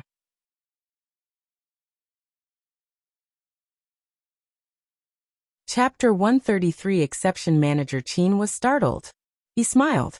I almost forgot about that. I will be out there soon. Manager Qin turned to Xie Jingrong and said, Young Master Xie, young Master Xiao and his wife should be of great help for you. They live in the countryside, and often go into the mountains. They have brought numerous good things to us. Xie Jingrong and Yuezheng Xiao were startled. Since Manager Qin said so, he must have gotten many excellent things from the couple, but did not want to share those. Xie Jingrong said, Okay, in this case let's bring them in here. That is exactly what I mean. Manager Qin chuckled and asked his employee to get the couple in. The employee answered and felt emotional. The couple was so lucky as to have come over at the moment. If the couple managed to help young Master Xie with even a small thing, they would have no worries in their future life. No worries ever. Xiao Yunduan and Qiao Xian, who heard that the manager had already got the seeds for them, were so happy that they decided to buy them and leave quickly. In this way, they could take a look in the market, buy some food and go home soon. But the manager had something else in store for them. When they came to the back hall, all four guests were startled. Cultivated talent Xiao, second miss of Qiao, what are you doing here? Yuezheng Xiao's eyes widened in surprise. Xiao Yunduan smiled and greeted them. This is quite coincidental. Sorry for the interruption. No, it is no bother. Yuezheng Xiao smiled. I did not expect that Manager Qin meant you too. Manager Qin could not help but smile as well. Since you are all friends, then we can save a lot of trouble. Please take your seats. Yes. They exchanged greetings and sat down. Manager Qin started the conversation. Soon Xiao Yunduan turned speechless. Young Master Xie, you are seeking a Chinese fleece flower root over 500 years old. Yes. Xie Jingrong said. I don't know much about this county, so I came to the pharmacy to see if there are any contacts that can be used. Manager Qin suggests that you can help, so please, I would like you to help me, and if the deal is done, I will pay you a great amount as compensation. Pharmacies had their own sources of medical herbs. Some were planted inside the pharmacies, or cultivated by medical farmers or imported by herb businessmen. For ordinary medicinal materials, if a villager got 5 or 4 kgs and sold them in a medical store, they would not accept such small things since they had to process the materials, and the volume would be too small for processing. They would not want to do that. But there was always an exception. If rare medical materials were brought to the door, the pharmacies would accept that readily.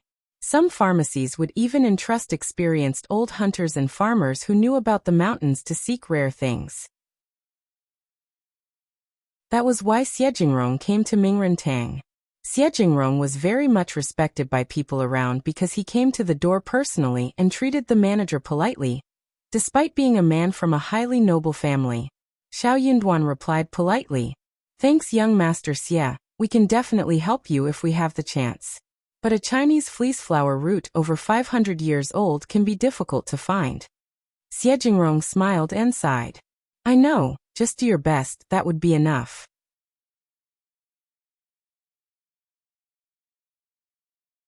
Chapter 134 Paused. Qiao Xian smiled and said to Xiao Yunduan, Darling, Chinese fleece flower root is a very commonly seen thing. Although it isn't available everywhere, it is not so difficult to find.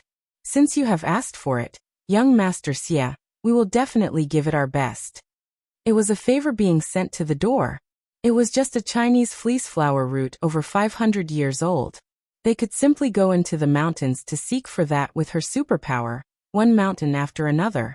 They would always find it. She could even find one which was 300 or 400 years old. And with her superpower, she could urge it to grow faster, so the plant became 500 years old. Young Master Xie was a person whom even her father was afraid of. So he must be a very important figure. She had to cozy up to him who was so powerful. It would be a pity to let go of this chance. Hearing what Qiao Xian said, Xiao Yunduan almost burst out in helplessness. She was lucky indeed, but she should not be this arrogant. After all, luck was an uncertain thing. It could not be touched or felt. Who could predict what might happen next? But he did not counter her when they were facing outsiders. He was worried, though, that she would say something that could not be realized, so Xiao Yunduan added, "Yes, we will surely try, but we can't guarantee a good result." Yuezhing Xiao looked at both of them, and then finally at Manager Qin. This couple looked to be quite unreliable. They seemed too indifferent when they spoke about this matter. Manager Qin, however, was very confident about the couple. He added with a smile, "Yes, yes, please, young Master Xiao and Madam Xiao. Just go and do the needful. I will be waiting for your good news." By this point, even Xie Jingrong found that they seemed unreliable. He thought that it would always be better if they could entrust Manager Qin to find some other helpers as well. There were many mountains in the county, and the possibility seemed relatively small of just 2 people finding the requisite route. "We will," said Xiao Yunduan as he got up, saying goodbye to them. Manager Qin did not keep them, but asked his employees to open the door to fetch the seeds of Nodo ginseng and false starwort for them. Qiao Xian looked at Xie Jingrong and Yuezhing Xiao, not knowing what to say. Manager Qin did not know about her and County Magistrate Qiao's relationship, and she did not want more people to know about this, which might cause trouble. She wondered if these 2 people would spill out her real identity. Yuezhing Xiao noticed her behavior and smiled. "Anything you would like to say, Madam Xiao?" Qiao Xian smiled. "Should we deliver Chinese fleece flower roots to Mingren Tang directly?" Xie Jingrong answered, "Yes." "Okay." Qiao Xian nodded and said, "Me and my husband are just common, ordinary villagers in the mountains, and we have no strong background behind us, nor do we know much about what is going on around, but we know what is in the mountains, so we will try our best to find it." Xiao Yunduan instantly understood what Qiao Xian meant. He added frankly, "Yes, so please wait for our message patiently, and if the deal fails, please forgive us. That is all." Xie Jingrong and Yuezhing Xiao were both smart men. They thought for a while and eventually understood what the couple meant. Yuezhing Xiao laughed involuntarily. "No worries."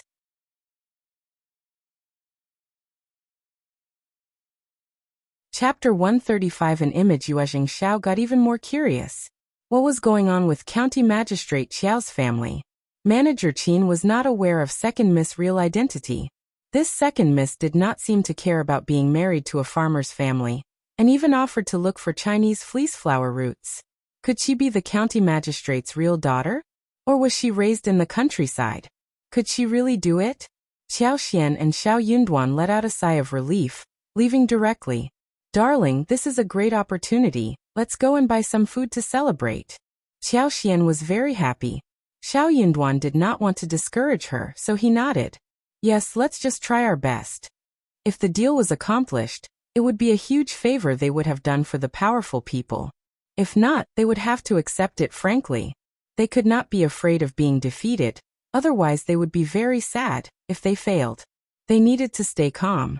Qiao Xian bought pork belly ribs, 2 fat ducks, a roast chicken, some snacks, and head flowers for Tao Tao and Xiao Qing. When she was done shopping, she started to head home with Xiao Yunduan. At Mingren Tang, Xie Jingrong still asked Manager Qin to entrust several more hunters and experienced veterans in the mountains for help, before leaving with Yuezhing Xiao. Yuezhing Xiao could not help but laugh. Officer Qiao's family is quite interesting. Look at that Second Miss, she is more than ordinary. Then he laughed as well.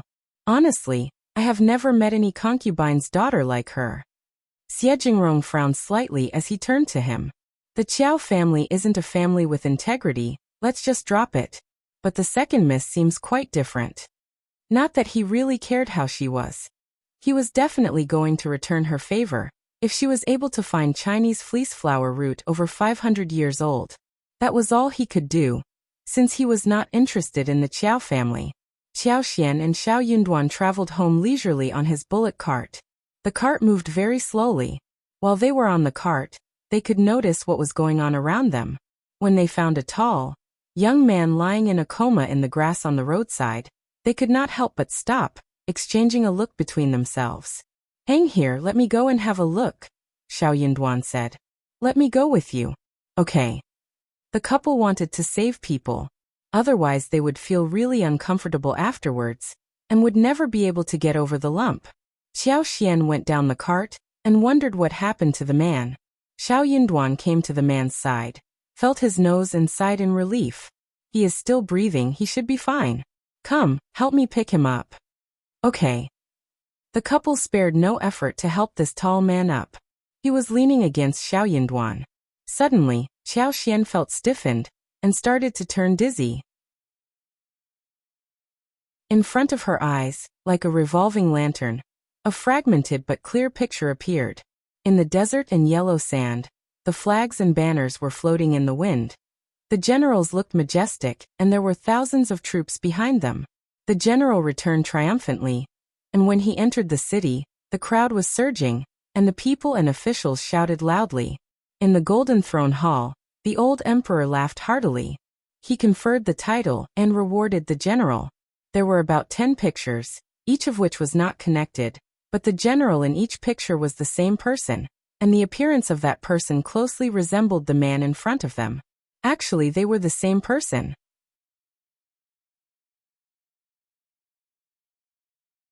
Chapter 136. What to see? What was going on? Xiao Xian was almost dumbfounded. What on earth had she seen? The future of this man? Or maybe the past? Xiao Xian shook herself out of her stupor. Suddenly, she was very motivated to save him. At this moment, Xiao Yunduan let out a low cry. He has wounds on his back and thighs. Let's help him bandage that. Okay. Neither of them were professional medical people. Moreover, this man was not only wounded but also starved. So when the couple was done bandaging him, they fed him water. Before he slowly woke up, they fed him almost 250 grams of snacks slowly. His mind became clear gradually. Who are you? Xiao Yunduan replied calmly. We were passing by and saw you in a coma. How are you feeling now? Better? Startled, the man greeted the couple. Thank you for saving my life. It is okay. Xiao Yunduan could not accept such a big gesture, but waved his hands and said, We were just passing by, not a big deal. Where is your home? We will drop you there. Home. The man looked confused and miserable. He had no home. He left home when he was much younger, full of ambition, always thinking that he could make a name for himself, but eventually ended up gaining nothing. After a few years of wandering, he returned, but by then his parents were dead. His uncle had taken hold of the properties and insisted that he had committed a crime outside. So he got irritated and hit them. The others couldn't help but rush up and took the opportunity to beat him fiercely, before locking him up in the woodshed. He had no idea how they were going to deal with him, but he knew that it was not going to be good. After being in the woodshed for 3 days, he managed to escape but ended up passing out here on the spot in pain and starvation. Unexpectedly, he was saved by 2 kind-hearted people. Come and read on our website Wuxia World site. Thanks, there were good people in this world. He was no longer so angry at the sight of this couple in front of him.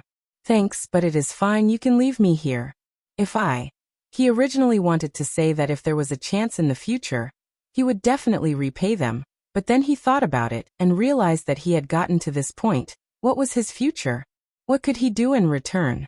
It all seemed so ridiculous. He laughed self-mockingly. Anyway, thanks very much for saving me. You will definitely have a great fortune in the future. Xiao Xian was not going to let go of this opportunity. Immediately, she handed the roast chicken and a packet of dim sum to the man, and said with a smile, If that's the case, we will just leave. Our village is not close by, so we should go back. The man nodded. Please. The man had woken up and he should be fine, so Xiao Yunduan greeted him and left with Xiao Xian. The 2 of them went back to the bullock cart, and continued on their journey. They could not help but exchange a few emotional words. The man saw them off, until they disappeared out of sight. He struggled back on his feet, and went to an isolated place. He was starved and needed to regain energy before he could do anything else. He opened the paper that was supposed to hold roasted chicken, but his eyes suddenly widened. In one of the layers there were almost 2 liang in change as well as 1 well-folded note of 50 liang. No one would have put the money in this place accidentally. They must have given the money to him on purpose. He was so messy looking and homeless. They must be trying to help him out. The man could not help but feel like crying, as he held the money and food in his arms.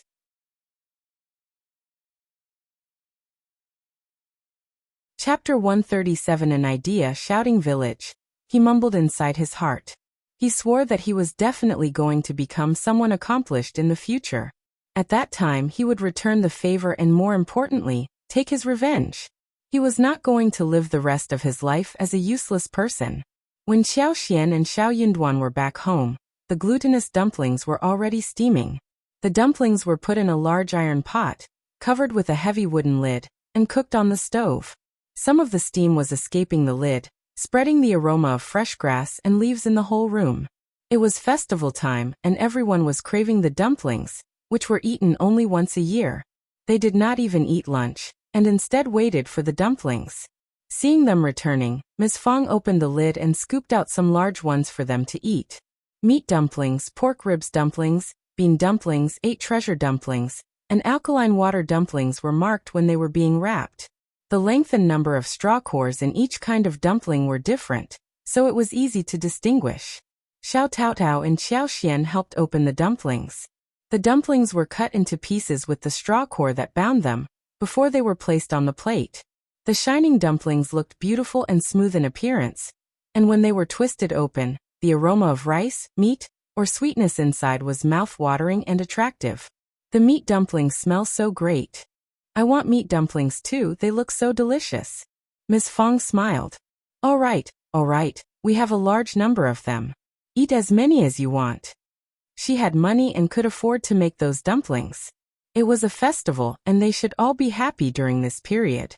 Long strips of pork belly and large ribs had been marinated with 5 spice powder, soy sauce, shredded ginger, green onion, cooking wine, etc. last night. They were wrapped in the dumplings and boiled for nearly 2 hours. The bones could be easily broken in one bite. Mixed with the fragrance of glutinous rice soaked and boiled in alkaline water, the dumplings were really delicious. Come and read on our website Wuxia World site. Thanks, they had never eaten meat dumplings before. This year's food was really sumptuous.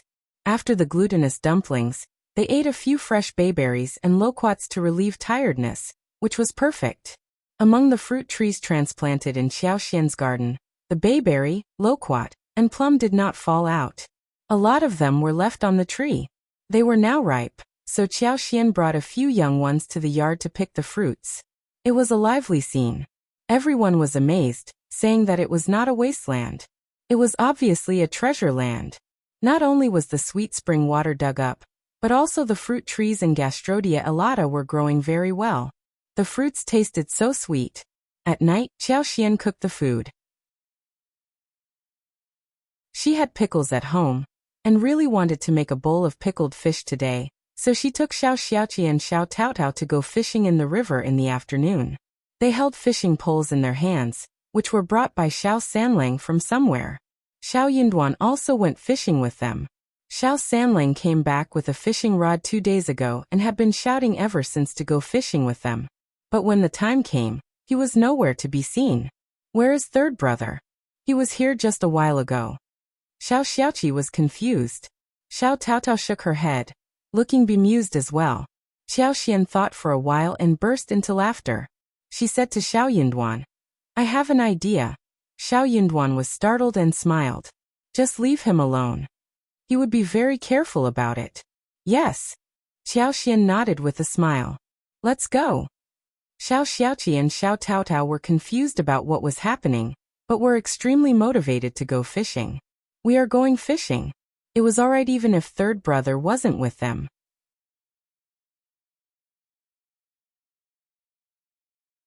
Chapter 138. Laughing third brother had stolen 3 meat dumplings, wrapped them in leaves randomly and gone to find his wife-to-be, Yang Xiaoni.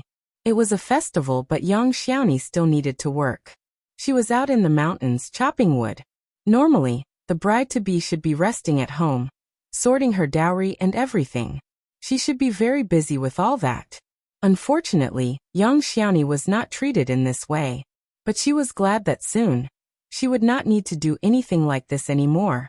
When Xiao Sanlang found her, She was eating wild fruits in the mountains. Brother Sanlang. Young Xiaoni cheered as she saw Xiao Sanlang. Xiao Sanlang looked up and saw her, laughing along the side. He rushed to her. The two of them sneaked into the forest by default. This way they could not be discovered so easily. The same mistake could not be made twice.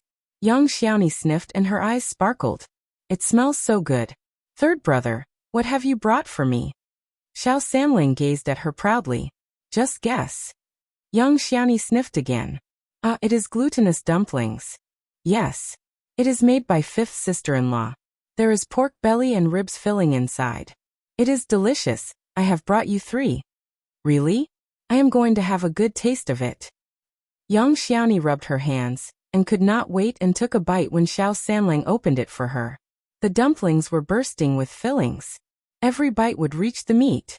Come and read on our website Wuxia World site. Thanks, the fragrant glutinous rice dumplings and the fragrant and soft meat of the dumplings were blended together very well. The aroma was tangy, and it was so delicious after the first bite, that one could not wait to swallow a piece of the tongue also alongside. It is really yummy. Young Xiaoni's eyes sparkled. She was obsessed and just could not stop eating them. Xiao Sanlang felt very pleased. What did I tell you? When you move in, you will know how well my fifth sister-in-law cooks. She is like no one else. Young Xiaoni agreed and looked expectant. I have never eaten a dumpling as good as this. Our fifth sister-in-law is so good at cooking. I wish I could move in with you directly. I will treat fifth sister-in-law well in the future. Xiao Sanlang smiled. It is happening soon. I am counting the days, only 15 days left. Yes. They laughed at each other happily. Satisfied by the meat dumplings, young Xiaoni held one in her arms and they continued to talk for some more time, before they separated at the entrance of the Yang family. They unwillingly waved each other goodbye. Ms. Tian came and glared at young Xiaoni the moment she arrived home. Young Xiaoni saw that this woman was throwing temper again. She put down the chopped wood and dashed off before Ms. Tian could say a word. She had already eaten 2 glutinous rice dumplings and held one in her arms for dinner, so she did not have to eat with them. You bitch, being lazy all the time, stupid and lazy, no food for you. Ms. Tian was still cursing her when she left. Ms. Tian cursed at Yang Liang when returned. Then she started to curse the whole Xiao family.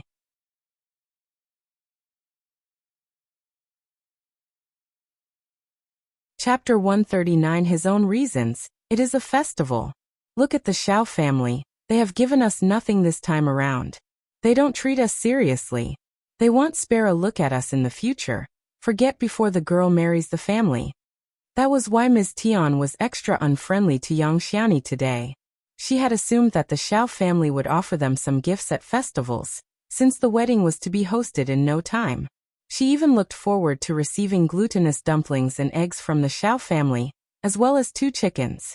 They were waiting from morning to the evening, but received nothing. Ms. Tian was really annoyed. Yang Liang, who never had any opinion for himself, got furious after hearing the instigating words from Ms. Tian. I told you that this marriage would not work. The Xiao family is looking down at us.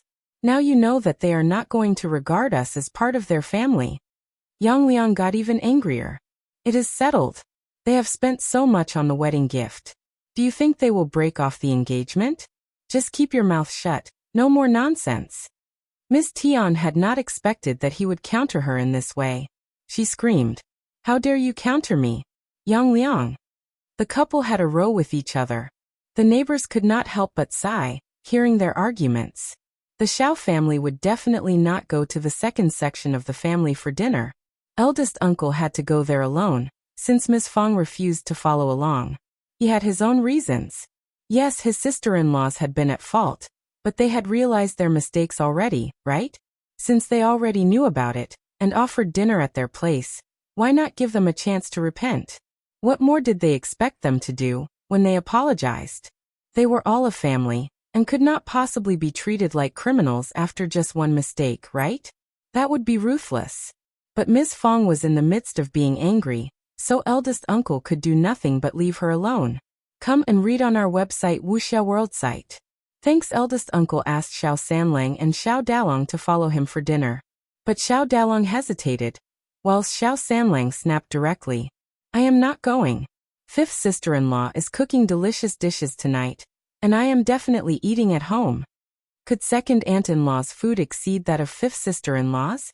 Fifth sister-in-law was going to make a huge feast for the family. He had been looking forward to this dinner for days.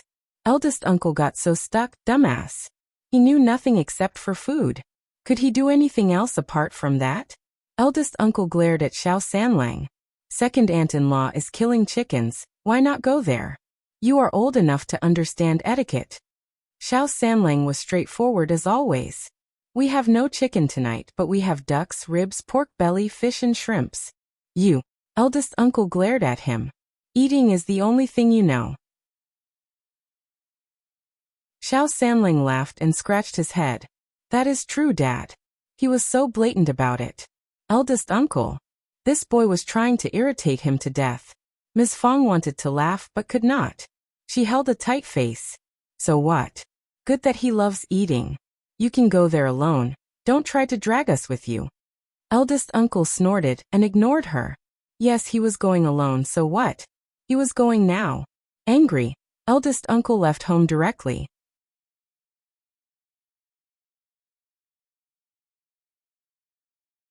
Chapter 140 Festival. The whole family let out a sigh of relief, and they went all out to make preparations for the dinner.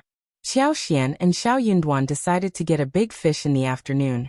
So Xiao Xiaoqi took them to a relatively isolated and deep water area of the river. There was one section where long and many seaweeds were growing. Xiao Taotao as well as Xiao Xiaoqi were fishing shrimps using a net whilst Xiao Xian and Xiao Yunduan were fishing on the bank. Xiao Xian looked calm, but actually, she could not do anything. With her superpower, she was able to see endless fish in the seaweeds, but that did not help. They were not able to catch any of it. Luckily, there were enough fish and shrimps in the river, and they harvested a lot. Half a basket of shrimps plus half a barrel of small fish as well as more than 30 large, green, finger-sized shrimps were taken back. They got several crucian carp about the size of a palm, as well as 2 grass carp more than a foot long, along with 5 long large eels. What pleased Xiao Xian above all was that they also managed to catch a palm-sized wild mandarin fish. They killed the duck for dinner, cut tender ginger into pieces, stir-fried chili and garlic cloves, added rice wine, soy sauce and other seasonings, as well as water. The whole thing was simmered over high heat. In this way, the fresh, spicy and fragrant taste quickly permeated the entire kitchen. They steamed mandarin fish and fried prawns in oil. The 2 grass carps were used to make pickled fish, whilst finger-sized, small fish were wrapped in egg batter and then fried. A few dishes plus a bowl of braised pork, vegetarian fried yam, and shredded cabbage were served. A sumptuous feast was laid out. The fish that could not be eaten up were kept in a large water tank in the backyard. Xiao Xian put some water plants in the water tank. She could use the water plants to send her superpower into the water, so that these fish could stay alive for almost half a year. Come and read on our website Wuxia World site. Fang's small river shrimps were not easy to raise, so they were roasted and dried. They could fry fresh leeks with it, or peppers, or even eggs. They could even make shrimp cakes with eggs the following day. When Xiao Xian was cooking, the mandarin fish was steamed on the stove. The small fish was fried first, then the 2 stoves were busy with the duck and pickled fish. Then she quickly braised the pork that was made in the pot, and fried the shrimp in oil. After that, she stir-fried 2 vegetarian dishes. All the dishes were still piping hot when they were brought to the table. A large table of good dishes with aromatic flavors made the family drool. The pickled fish and ginger ducks were the most popular dishes. Everyone enjoyed them the most. They never expected that fish and pickles could be so good together whilst the duck meat smelled so fresh and spicy without any strange taste. They could say nothing but praise their 5th sister-in-law. They turned to look at Xiao Yunduan in jealousy. They all lamented that Xiao Yunduan was the luckiest one, since he was the only person who could eat the dish made by 5th sister-in-law throughout his life. The steamed mandarin fish was disliked at first. The family always thought it looked too strange, and might have no taste. Xiao Xian, however, urged everyone to have a taste of it. When they finally tried the first bite, they got attracted to the incomparable fresh dish. On the other hand, Second uncle and Ms. Niu as well as the others greeted eldest uncle happily the moment he arrived.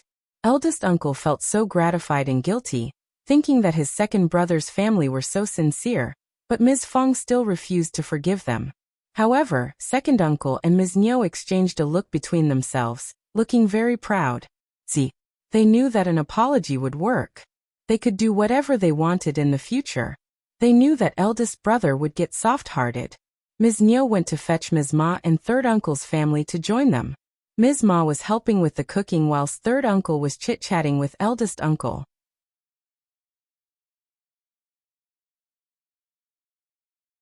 Chapter 141 Family. The two sections of the family had sensed that they were not in a good place as before.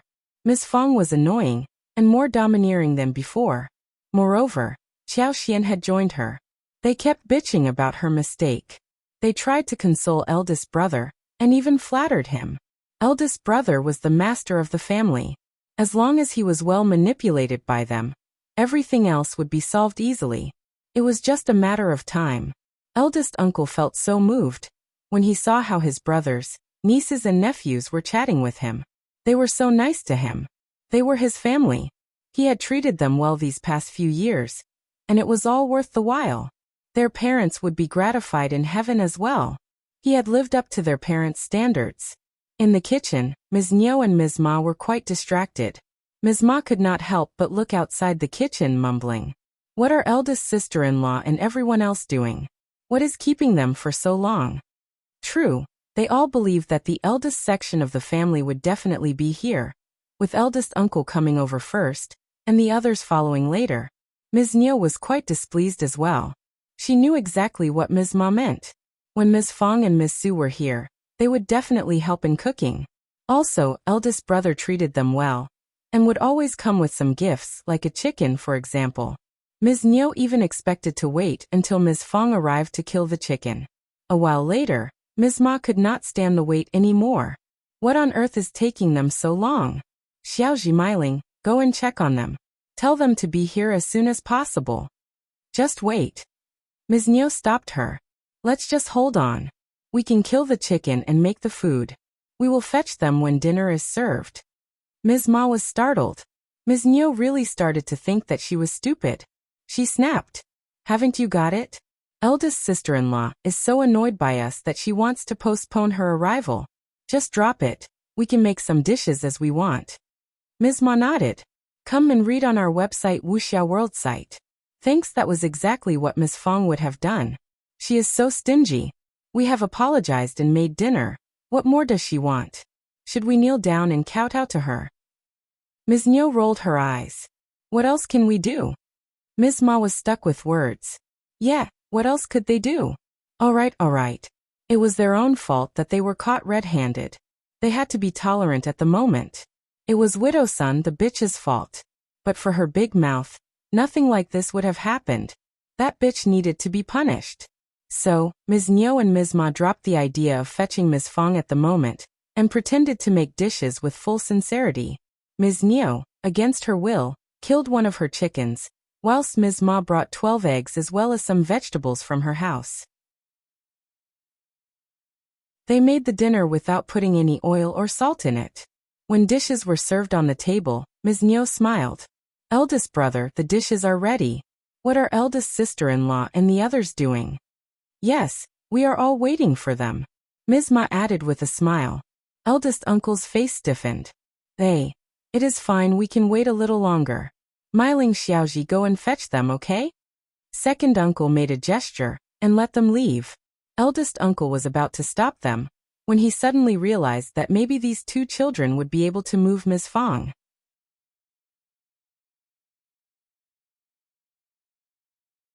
Chapter 142 Embarrassment. Xiaoji and Xiao Meiling were not very happy to go when they saw the dishes on the table, but they had to agree to the instructions given. At the eldest section of the Xiao family, they were already done with food, and were just cleaning up the table. When Xiao Xiaoji and Xiao Meiling entered the room, Xiao Taotao was carrying the last bowls into the kitchen. Xiao Meiling and Xiao Xiaoji did not see what the feast was like, but looking at the happy expression on the whole family's faces as well as the layers of bowls which Xiao Taotao had carried away, along with the remaining smell in the air. They could tell that the dinner must have been abundantly tasty. Eldest aunt, my parents asked me to take you there for dinner, but you seem to have eaten already? These two girls were not well-mannered since they were taught by their parents. Ms. Fang did not want to throw temper at them, and said smilingly, yes, there are so many of us here, so we aren't going over.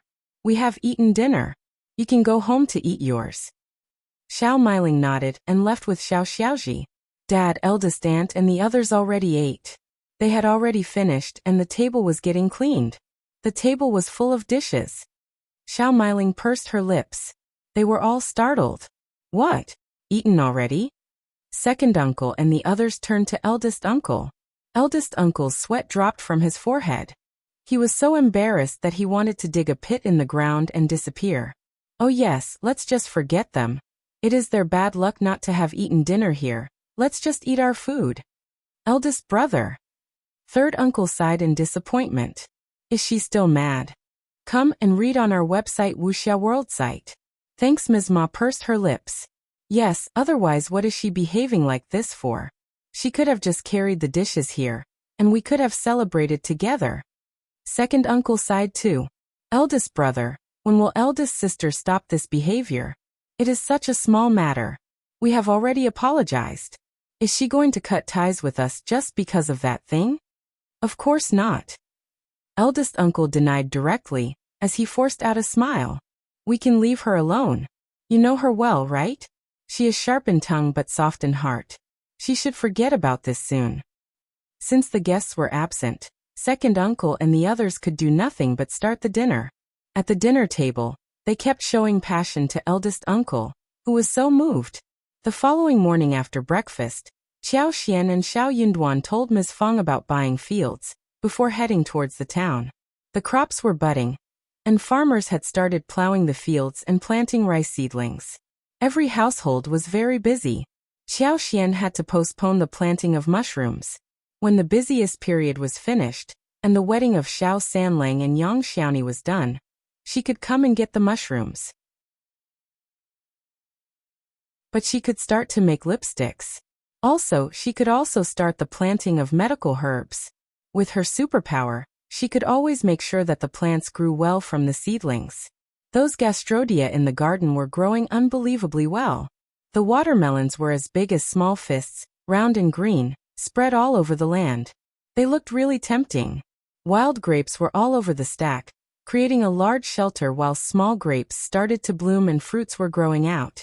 The loquats, plums, and bayberries were also turning ripe, but Qiao Xian intentionally controlled the growth so that they could stay on the branches for at least one more month.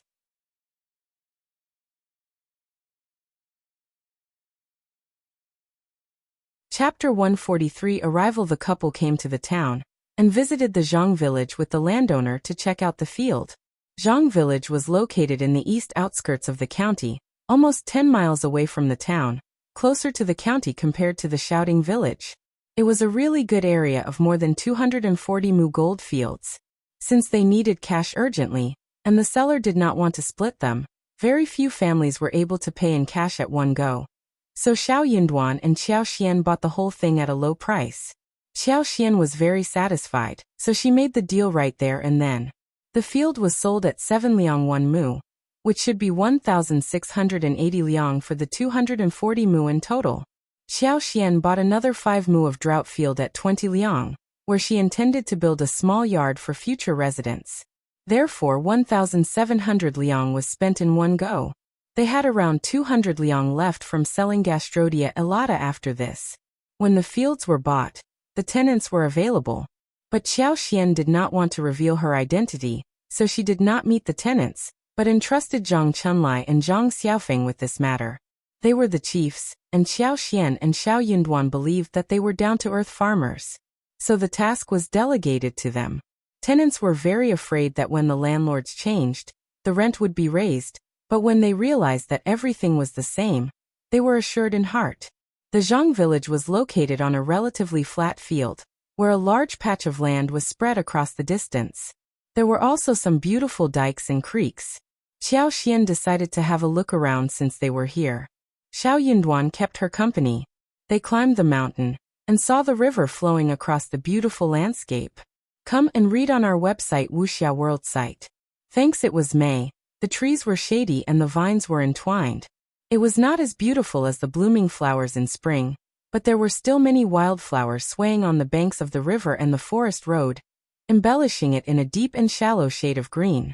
The mountain scenery was so outstanding that as they were walking in the middle, they felt relaxed and happy. Qiao had been to many mountains, but it was all for work. This was the first time when they were having fun in the mountains, thus, both of them were overjoyed. Seeing her happy smile, Xiao could not help but feel happy too. They intended to climb up to the top of the mountain. Xiao and his fellows had been to this spot, so they knew that there was one pavilion on the top as well as a hole. Qiao became interested in visiting the spot when she heard about this. However, as they reached half of the mountain, the couple ran into Xie Jingrong and Yue Jingxiao as well as their 4 followers. Both sides were startled. Yue Jingxiao smiled. Young Master Xiao, second miss, what a coincidence. Qiao let out a small cough. What a coincidence. You are having a good time, aren't you? They were almost considered to be friends, so they greeted each other politely. All of them were heading towards the top of the mountain, so they had no choice but to walk together. Yue Jingxiao could not help but ask, "Are you here seeking Chinese fleece flower root?" But the village is just next to the mountain, where a Chinese fleece flower root over 500 years old might not be found, right? Qiao and Xiao exchanged an embarrassed look between themselves as he said the words. They were not here for Chinese fleece flower root. They were here for fun. Yue Jingxiao might not have noticed it, but Xie Jingrong had understood the point. Of course the couple was not here for herbs. They were not equipped with the right tools. They must be here for fun.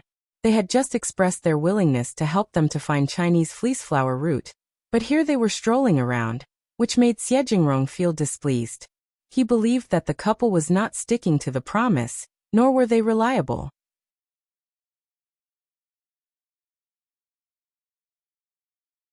Chapter 144. Dumbfounded Qiao shook her head but smiled. We were just doing some business in the village nearby, but I heard that the scenery here is very good, so we came to take a look at it. It is very unlikely that we can find Chinese fleece flower roots over 500 years old in this place. We would seek that somewhere else. Don't worry, it is very likely to find it in the deep mountains. Only now did Yue Jingxiao realize that he must have not asked the right question. He could not help but complain inwardly. This couple was indeed open-minded. How could they find a Chinese fleece flower root over 500 years old so easily? What were they doing here, after they made the promise to them? Moreover, they were caught red-handed by Brother Xie. What bad luck! He was a cultivated talent, and she was the daughter of the county magistrate. They should have the idea of who the Xie family was, right? Why were they letting go of the opportunity of doing them a favor? Yue Jingxiao shook his head inwardly, but he did not want to show it. So he chuckled dryly. That is true. The scenery here is indeed beautiful. Let's visit the place together? But Qiao paused. I think that it is going to rain soon, so we are not going up. I suggest you two walk downhill as well. There was another change that happened to her superpower the day before. She could not only see the past and future of the strange man, but it led to another good function. The humidity and temperature in the air were all related to the vegetation, so when she took a deep breath just now, she vaguely smelled something strange. When she concentrated carefully, and then inhaled again to distinguish, she could feel the humidity brought by the mountain wind, and the breath of rain. It was going to rain soon. This new superpower of hers was still weak, and the range was not wide, hence the prediction period was not completely accurate. But she could easily confirm that it was going to rain soon. Yue Jingxiao subconsciously looked at the sky, hearing what Qiao said. It was sunny everywhere. How could it be raining anytime soon?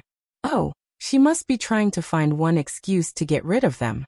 Well, they were not friends, and worse, were caught red-handed for being lazy. The couple must be feeling rather uncomfortable inside their hearts. Come and read on our website Wuxia World Site. Thanks. Even Xiao believed so. He did not know what to say.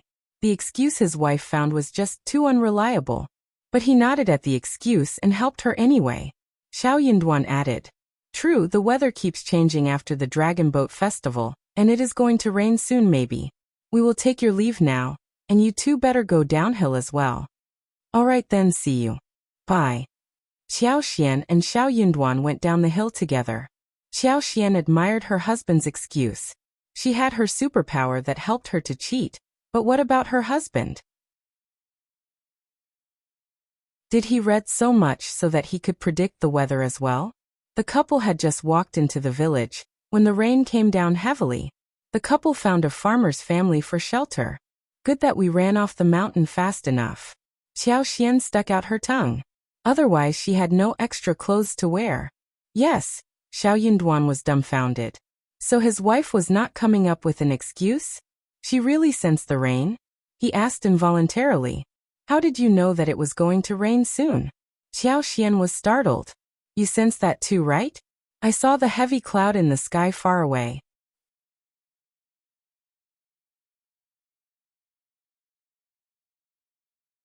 Chapter 145. Guilty. Qiao Xian felt a bit guilty.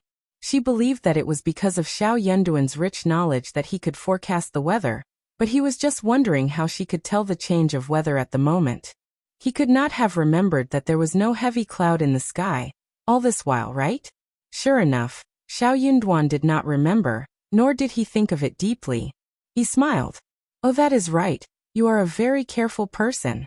Qiao Xian laughed. Of course she was. But it reminded her of one thing. She should be careful when using the superpower, and could just put it at bay, when she did not have to use it. Once or twice would be enough. Too many times might cause suspicion, and lead to nothing good. The rain was pouring, and soon the drapery of clouds covered the whole sky. The couple were waiting, without knowing what to do. The rain came too fast, but it left fast too. Soon it would stop. But before the rain ended, two unexpected guests, namely Yuezhing and Xiejingrong, arrived there. The two of them were soaked thoroughly. Their hair and clothes were all wet. They were in a total mess. The four of them got startled as they ran into each other again. Yuezhing smiled. Young Master Xie, second miss, we are bound together, aren't we? Qiao Xian and Xiao Yunduan. Oh well. The two of them exchanged some greetings, and Xiao Yunduan added, just tidy up and don't get cold. Come and read on our website, Wuxia World site. Thanks. Qiao Xian even asked the mistress of the house to boil a bowl of hot ginger soup. Yuezhing wiped away his face and smiled. It is fine, our servants are fetching the clean clothes. They will be here soon. Their wagon was parked outside the village, which was a bit far away from here. The road wasn't flat, and the rain was so heavy. These two young masters had never been through any bitterness, so they had no choice but to find a house to take shelter whilst their servants went to get the wagon. Yuezhing sighed regretfully. We should have listened to your advice and followed you downhill. It is raining. But second miss, how did you know that it was going to rain soon? It was so sunny just a while ago. Yuezhing eyes widened. He was really curious. He had found Qiao Xian's words ridiculous when he saw the good weather. He had thought that Qiao Xian and her husband must be thinking of an excuse to stay away from them. However, she had been telling the truth. Qiao Xian lied as she smiled. I saw heavy clouds in the sky. Xiejingrong looked at her. But there did not seem to be heavy clouds in the sky. He used the word seem, but he sounded resolute. Qiao Xian was startled, so was Yuezhing Xiao. Xiao Yunduan wasn't happy at the moment. His wife never lied. And why did she have to lie anyway? Young Master Xie was so arrogant. Xiao Yunduan added without hesitation. There were dark clouds in the sky. Qiao Xian nodded and sounded innocent. There were. Xiejingrong raised his eyebrows. He had always had a good memory, and could never forget things after one glance. He remembered clearly that there was no heavy cloud in the sky, but could he have been wrong? Seeing the resolute look on the couple, Xiejingrong could not help but feel unsure.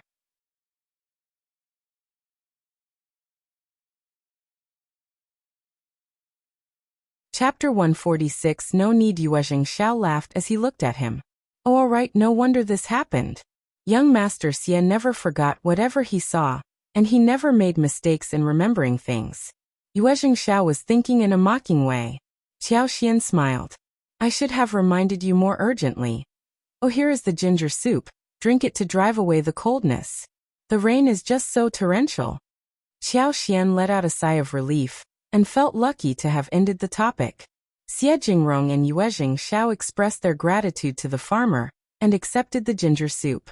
They should not get cold. Though the ginger soup tasted bad, they still took it and drank it. The farmer had never spoken with any noble, handsome young master, so she was startled by their gratitude. She got startled and staggered, and finally ran away in a hurry. Xiao Yunduan said to Qiao Xian, "Drink some ginger soup too, I will get you some." "No." Qiao Xian took hold of him and whispered, "I don't like the taste, I don't want it." "But look at the weather." "No." She spoke in a coquettish tone, which made Xiao Yunduan's heart throb. He flushed slightly and dropped the topic. She was healthy, and had never complained about being tired after so many visits to the mountains. She should be well. Soon, Yuezhing Xiao's servants arrived. They came with a well-wrapped clothes bag, but not a wagon. The wagon had fallen into a water pit and was broken. Now they had to wait until the rain stopped, so someone could come and fix the wagon. There was nothing else they could do at the moment. The rain was slowing down and it should be over soon. But the road to town was very far away. Qiao Xian smiled. "It is lunchtime. If you want, I can borrow the farmer's kitchen to make some casual food. What do you think?" Yuezhing Xiao was startled. "Second miss, you know how to cook?" Qiao Xian chuckled as she raised her eyebrows. "It is just cooking, right?" Yuezhing Xiao laughed and said to her happily, "Sure then, thanks second miss, we are really starving." Qiao Xian smiled. "So are we. I will just make some casual food since I will be using the farmer's kitchen. You can change your clothes till then and wait. I will be done soon." Qiao Xian told them and dragged Xiao Yunduan inside to give her a hand. Xiao Yunduan had no opinion and followed her into the kitchen. Yuezhing Xiao found the whole scene so rare. He said to Xie Jingrong happily, "Second miss is so interesting, so is cultivated talent Xiao. He is willing to cook food with his wife. How did second miss manage to make him so obedient?" Xie Jingrong glanced at him. "Just drop it." Making him so obedient? That was not a very polite phrase to use. Yuezhing Xiao chuckled and stopped. In the kitchen, Xiao Yunduan could not help but say, "Are you really making food for them?" She did not have to. Xiao Yunduan wasn't pleased. Why must his wife make food for those two? Qiao Xian patted his hands and smiled. "We are starving too, right? And the farmer is helping us. It should be done quickly.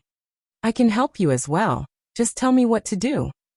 He knew that when she was making food at home, washing and cutting vegetables as well as dishing were all done by his elder sister-in-law, as well as Tao Tao. She had never done such work before. She was a nobly born daughter, and did not know how to do all of these.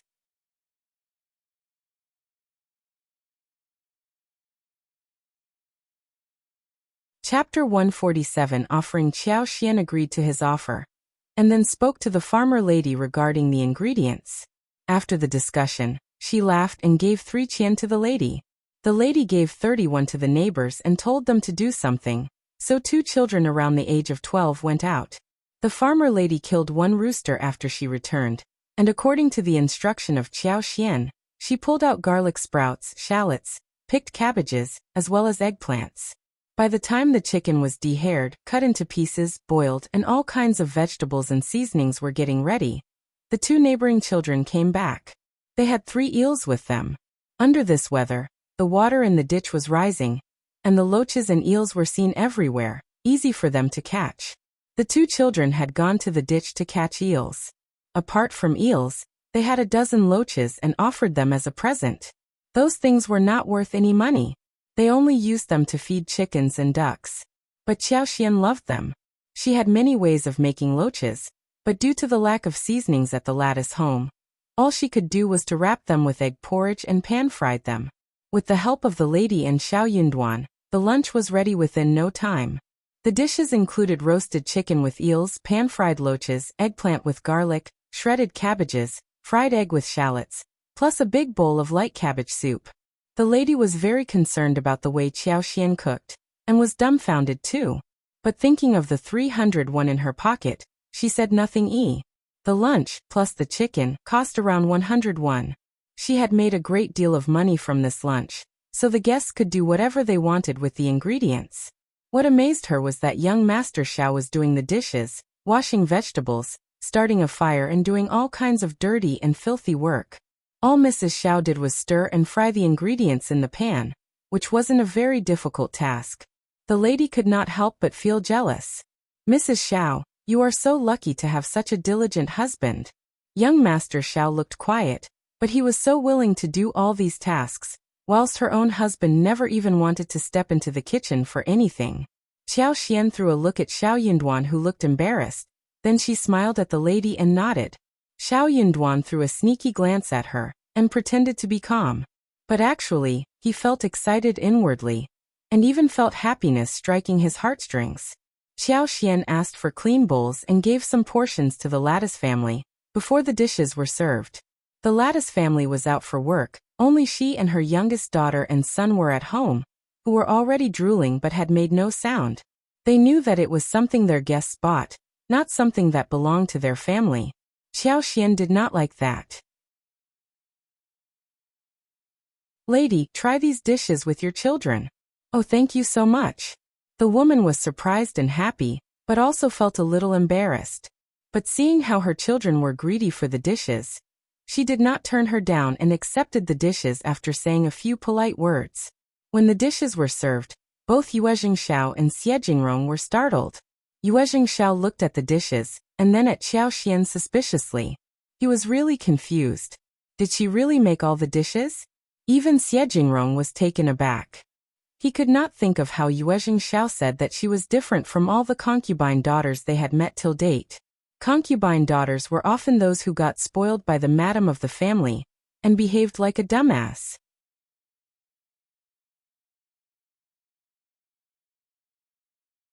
Chapter 148 Intention Otherwise, they were often those types of ladies who could not stand up because of the strike from the madam of the family and dared not say a thing. Or, they were barely seen but were cautious and dull. Second Miss seemed to be really different. Xiao Yunduan was displeased. He said calmly, I wonder if the dishes my wife has made are catering to your tastes. We have limited ingredients in the village, and I apologize for that. His wife had taken so much effort to make a table full of dishes, and they were even suspecting if they were tasty? How could a random lady make such dishes? What? Yue Jingxiao smiled. Young Master Qiao, you have been too modest. The smell has told us that the dishes are definitely going to be tasty. Let's just sit down and eat. We are starving. Please. Xiao Yunduan smiled and asked Qiao Xian to sit as well.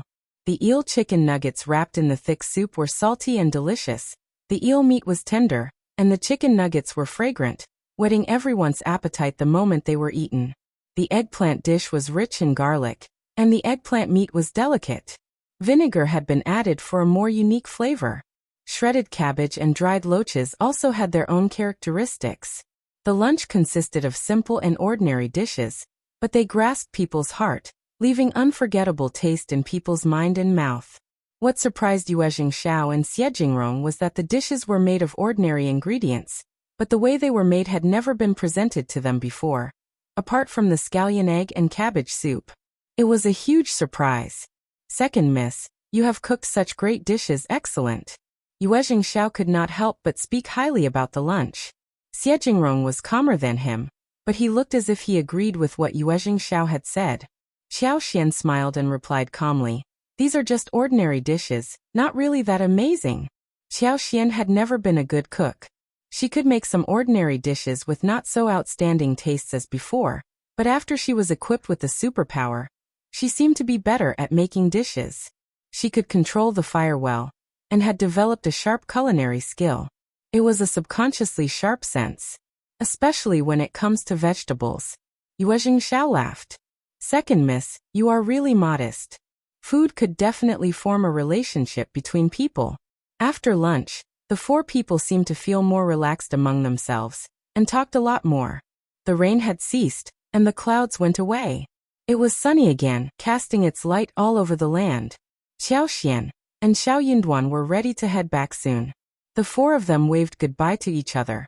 Yue Jingxiao could not help but say, we are staying in the county for some more days. You can come visit us when you have time, so we can treat you back.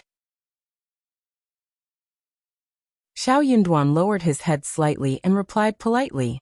The landscape is very beautiful, and there are pagodas, waterfalls to see, and we can travel by boat in the lake. We will definitely visit you when we have time.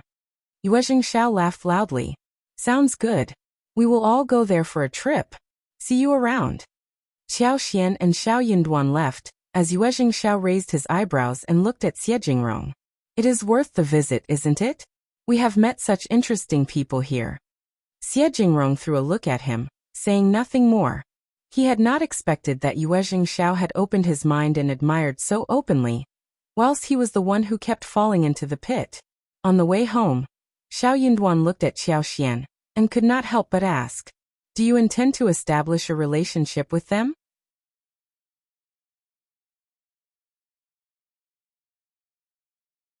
Chapter 149. Not really. He was feeling a little guilty, nervous and anxious as well. They were just a contract couple, and were not in a real relationship. She was building a road for her future, which was a normal thing, but somehow he could not stand that. Oh, you noticed that? Qiao Xian winked at him and smiled. You are so smart. Xiao Yunduan. He did not really want to be this smart. But Qiao Xian added, I think that we should be better prepared for the future. You have seen how Qiao Wei treated me yesterday, and even if I didn't want to irritate her, she would come to me for no reason. Madame Qiao adores her, and I am nothing in their eyes.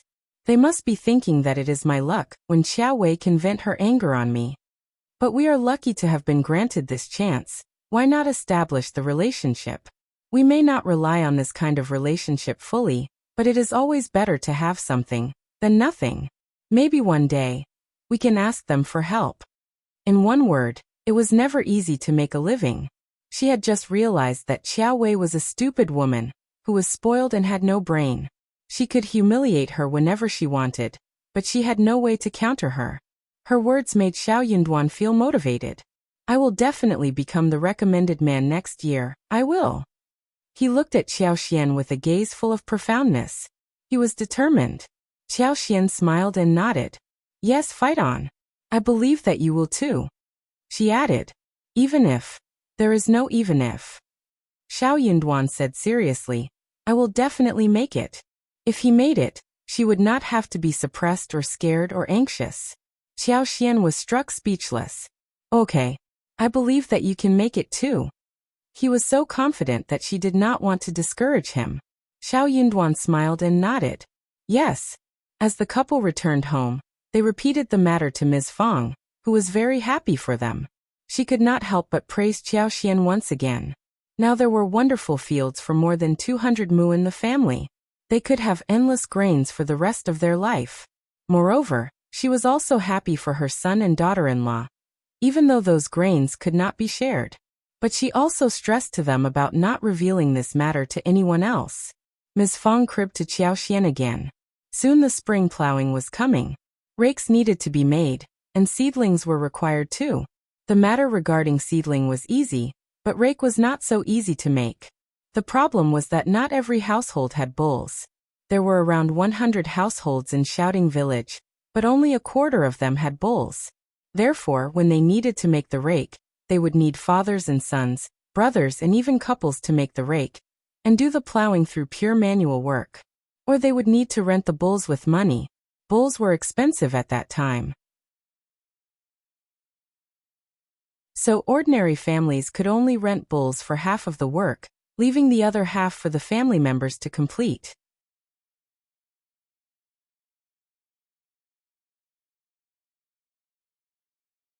Chapter 150. Helpers. The first section of the Xiao family had plenty of money. Qiao Xian suddenly thought about buying 2 bulls for home and raising them. But Ms. Fang turned around and said, not buying, they can be rented for other people. What about just renting? Ms. Fang had so much money in her hands, so she was speaking with confidence. She did not care if the money was spent on renting bulls for plowing. Qiao Xian complimented her mother-in-law for being so considerate. When the rake was to be made, Ms. Fang offered the money and rented the bull, so her husband and sons did not have to work so hard. They had only 7.5 mu of fields at home. The production per mu at this time was very low. The grain harvested per mu of land was just over 200 kilograms. If it was a bad year, it might be even less than 200 kilograms. The 200 kilograms was counted with shells on the rice, and only 30 kilograms of rice could be produced out of 50 kilograms crops. The whole family used to have a very tight life. With the inclusion of taros, various beans, pumpkins, winter melons, and dug-up yams in the meals, they could get through the year. When the matter of rakes was solved, everyone was very happy. Ms. Su in particular, because her husband, who was the eldest son, was always the most tired of all. This year, everything became easier. However, second uncle and third uncle came to ask the first section of the family to help them make rakes. They had no bulls either, but they had plenty of money to rent the bulls, yet they did not want to spend their own savings. Ms. Fang had argued about this earlier, but it did not work. The first section had offered them enough help through the years. But this year, Ms. Fang was really confident and acted much more fiercely. She was not going to ask Xiao Dalong to offer help. Second uncle said in a pretentious tone, "Elder sister-in-law, we should help each other. Don't we always do it together? How about you finish your work this year, and then come to help us?" Right. Second uncle and third uncle were trying their best to try to convince Ms. Fang. Ms. Fang looked at them and thought to herself that these two men were strong outside but stupid inside. She should have seen through that before. Ms. Fang sneered. "Together? No, thanks. Dalong and Sanlang are terribly tired people every year. This year we have rented a bull, so you two families can work together and solve it yourselves." "What? Where did you get the money from?" Second uncle and third uncle exchanged a look between themselves. It must be Miss Qiao. Miss Qiao must have offered the money. So they had a rich daughter-in-law, and now they were looking down at people. They were so jealous. Third uncle said sourly, "Oh, my brother and sister-in-law are living a better life with a rich daughter-in-law married to the family." Miss Fang was startled, but didn't reply when they had this misunderstanding. Instead, she nodded along. The two men got increasingly annoyed. They went to elder uncle to seek family love. Eldest uncle did not dare to ask his daughter-in-law to pay for the other sections of the family, but he did not think that the spring plowing should be delayed as well.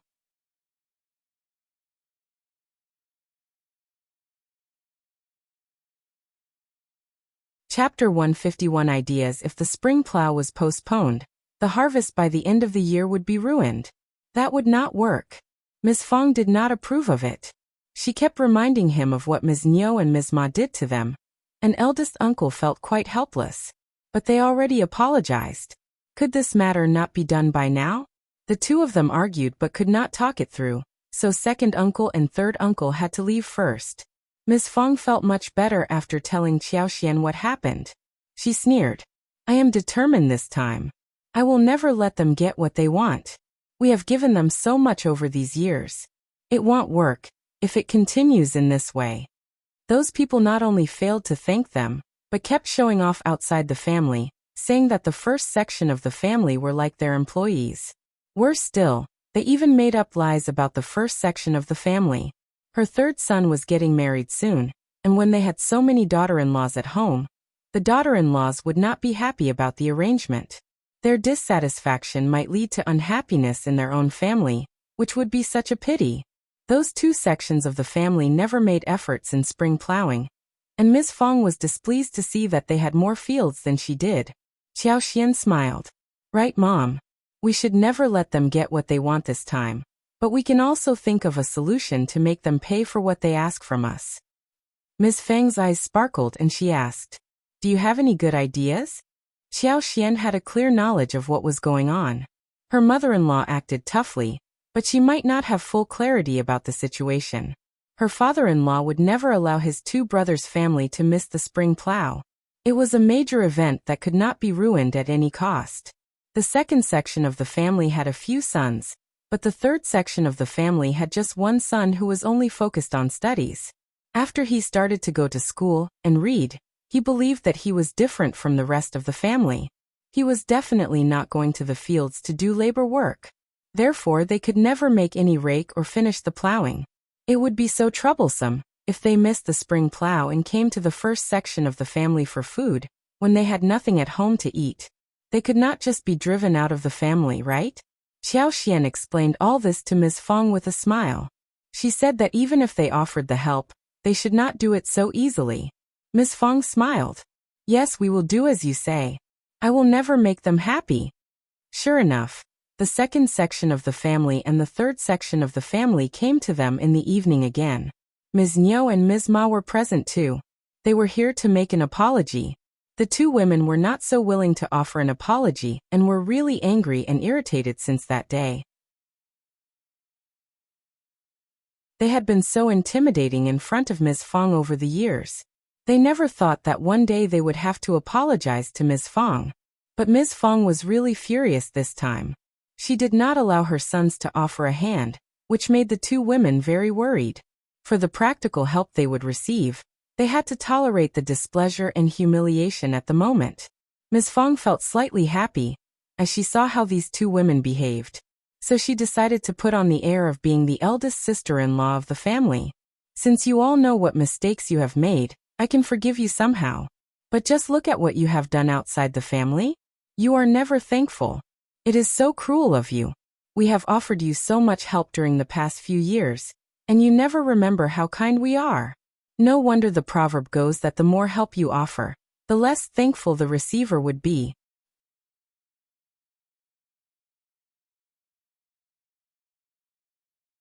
Chapter 152 Empty Words. I understand now that the more help you offer, the more greedy the receiver will be. Eldest sister-in-law. Anyway, I will let go of this matter this time, but you have to remember not to spread rumors outside. You have to be honest and down to earth as good human beings. And you should be grateful too. Otherwise you are worse than animals, right? Second uncle and the others were so irritated in their hearts. But they had no right to counter her. They forced a smile and nodded. Ms. Fang felt even prouder. Just think before you do anything and don't break your eldest brother's heart. You all have sons and daughter-in-laws, grandchildren and everything. Don't keep turning to your eldest brother for help whenever you have problems. Your eldest brother is getting old, and he can't really be of help all the time. Second uncle and third uncle felt very humiliated when they had no excuse to counter her words. Eldest brother stiffened and was silent. Ms. Niu added, then, eldest brother, eldest sister-in-law, what about spring plowing? Oh yes, what about it? Ms. Ma added, what about going to the field tomorrow? Time is so pressing. Second uncle and third uncle nodded in agreement. Ms. Fang sneered inwardly. It seemed what she said in the past few minutes were all empty words. They were never going to become independent or examine themselves. They were so used to relying on their eldest brother for everything that they could not change the habit so easily. There were always people who could not change their nature, no matter how the environment changed. Ms. Fang said, we are a family but we still need to have an account for everything. My sons can't help you for free all the time. Instead, we can make an exchange. Second uncle and the others nodded in agreement. They agreed because the exchange would happen in the next spring plowing time. For now, everything could be agreed upon and then later left behind. Ms. Fang knew exactly what they were thinking, seeing how easily they nodded. She sneered inwardly and added, since we need to settle it fairly, we will write it down. They were all startled. Second uncle felt very uncomfortable. We are a family. We don't need to make it so serious, right? Why not? Ms. Fang sneered. I don't want to take advantage of anyone. What if some rumor is spread again? I only trust written words. Eldest uncle could not say a word. Ms. Niu and Ms. Ma were so angry. That episode was the bargaining chip Ms. Fang could always use throughout her whole life, right? Actually, Ms. Fang truly planned to do that. They were the ones who betrayed her, no? Second uncle did not want to prolong it any longer, and did not think that it was a big deal. So he said, eldest sister-in-law is right, just write it down. Ms. Fang added, I won't let you suffer. Your rakes will all be made by us. Second section of the family, you have 8 mu of field. Third section of the family you have 7. 6 mu of fields, right? So together with rakes, the second section of the family has 19 laborers, whilst the third section of the family will have 15, right? Any problem? Second section of the family and the third section of the family were all dumbfounded. Even eldest uncle was dumbfounded. Miss Su was startled, and she was about to say something, but could not counter her mother-in-law's authority. She was feeling so hurt inside her heart. Was her mother-in-law giving herself up out of anger? What nonsense was she talking about?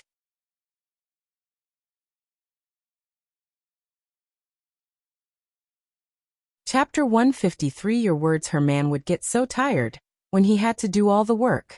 Miss Su almost cried, with teeth clenched. Sister-in-law, you are sure? If you are so happy about this, we are willing to assist you too. Second section of the family and the third section of the family were very pleased. Miss Fang looked at them expressionless. Good that you have nothing against my proposal. Duan, fetch the paper and pen and write it down. Okay, Mom. Xiao Yinduan soon got the paper and pen and wrote 2 contracts according to Ms. Fang's opinions. Second uncle and third uncle made a thumbprint on their names respectively. Dalong Sanlang, get up early to do work. Don't forget about the fields. The 2 sections of the family left after getting the assurance. Eldest uncle suddenly felt guilty and he sighed. What are you doing? You. Why did you agree to take all the work for yourself? My sons are going to get so tired. Miss Fang sneered. Oh, feeling sorry for your sons? I thought you would be happy. After all, they are your brothers, aren't they? Eldest uncle was struck speechless. You think that your brother and nephews would work hard? Just ask your sons, when do the fathers and the sons actually work? It is all done by our sons. Xiao Dalong laughed as Xiao Sanlang pursed his lips. That is right, she said voluntarily. They are even worse than me. Eldest uncle. Miss Fang threw a look at her sons and daughter-in-laws, as she put away the paper and said, Don't worry, I have my own idea, just go and rest. Ms. Fang also told Ms. Su to tell Dalong not to go to the second section of the family's field the next morning. Ms. Su felt a bit confused, but she never wanted her man to help the other sections of the family anyways, so she nodded in agreement. The next day after breakfast, Xiao Xian asked Dalong, Ms. Su and Erling to help her work in her medical field. She was going to pay them 20 won a day as before. Ms. Su was very happy when she heard that, especially since she did not have to help the second section of the family. She even felt that her shovel was lighter than before. Xiao Xian had brought the seeds of Nodo ginseng and false starwort from Manager Qin, and needed to plant them down as soon as possible. She decided to allocate 2 mu for each of them. There were not many fruit trees at the moment, so they had enough fields empty for herbs. If she was able to get the right buyer, then she could buy some more fields through Manager Qin and expand the planting of medical herbs. Or she could pick some households from the village and rent their fields for mutual planting. Xiao Xian had not forgotten about Chinese fleeceflower root. She told Xiao Xiaoqi and Xiao Taotao about it as they headed to the mountain together. Xiao Yunduan did not follow along, but asked them to be careful. It was their goal for the day when they entered the mountains. Xiao Xian used her superpower and started the search. She could see everything within a 6 kilometers range. The only shortcoming was that the road became very bumpy as they went deep into the mountains, and they were not fast enough to catch up with the superpower's speed. Xiao Xian was not in a hurry either. She was trying her best, but also needed some luck. She had looked everywhere, as far as she could. If they really failed to find it, then it meant that there was none existing. And that was what eventually happened.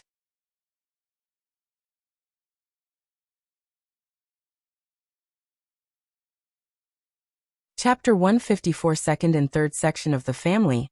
But they found a lot of delicious wild mushrooms, fresh bamboo shoots, and bitter bracken.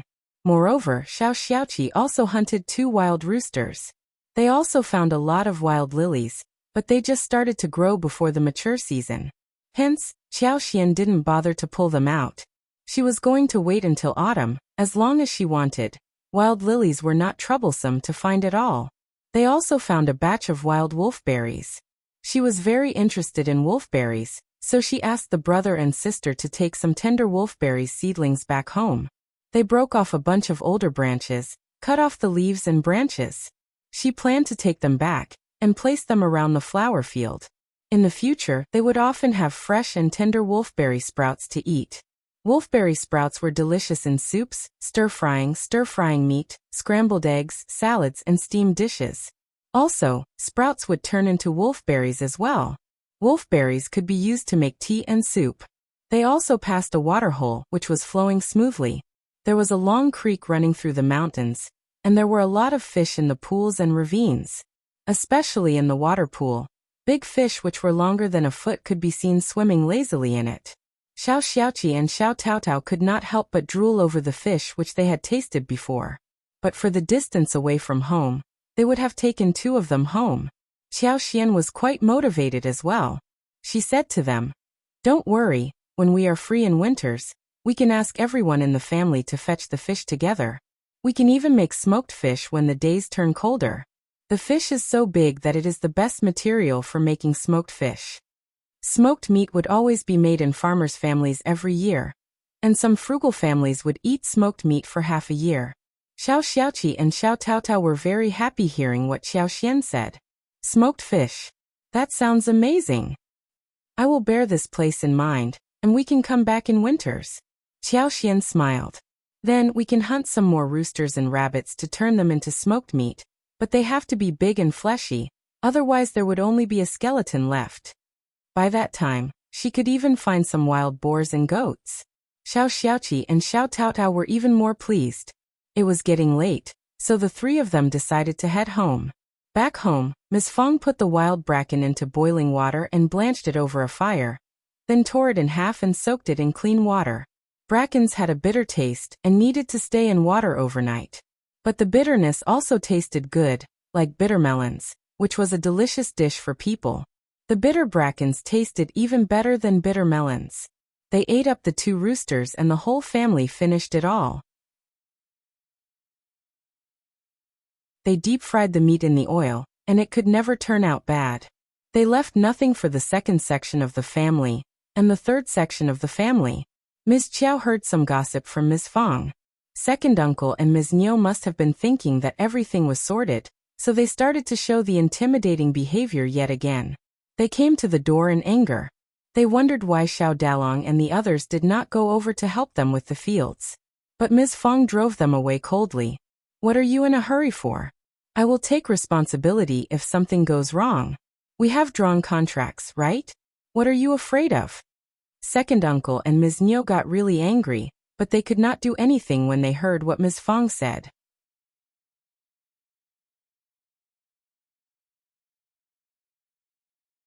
Chapter 155. Here again the contract was written down, and they could not deny that.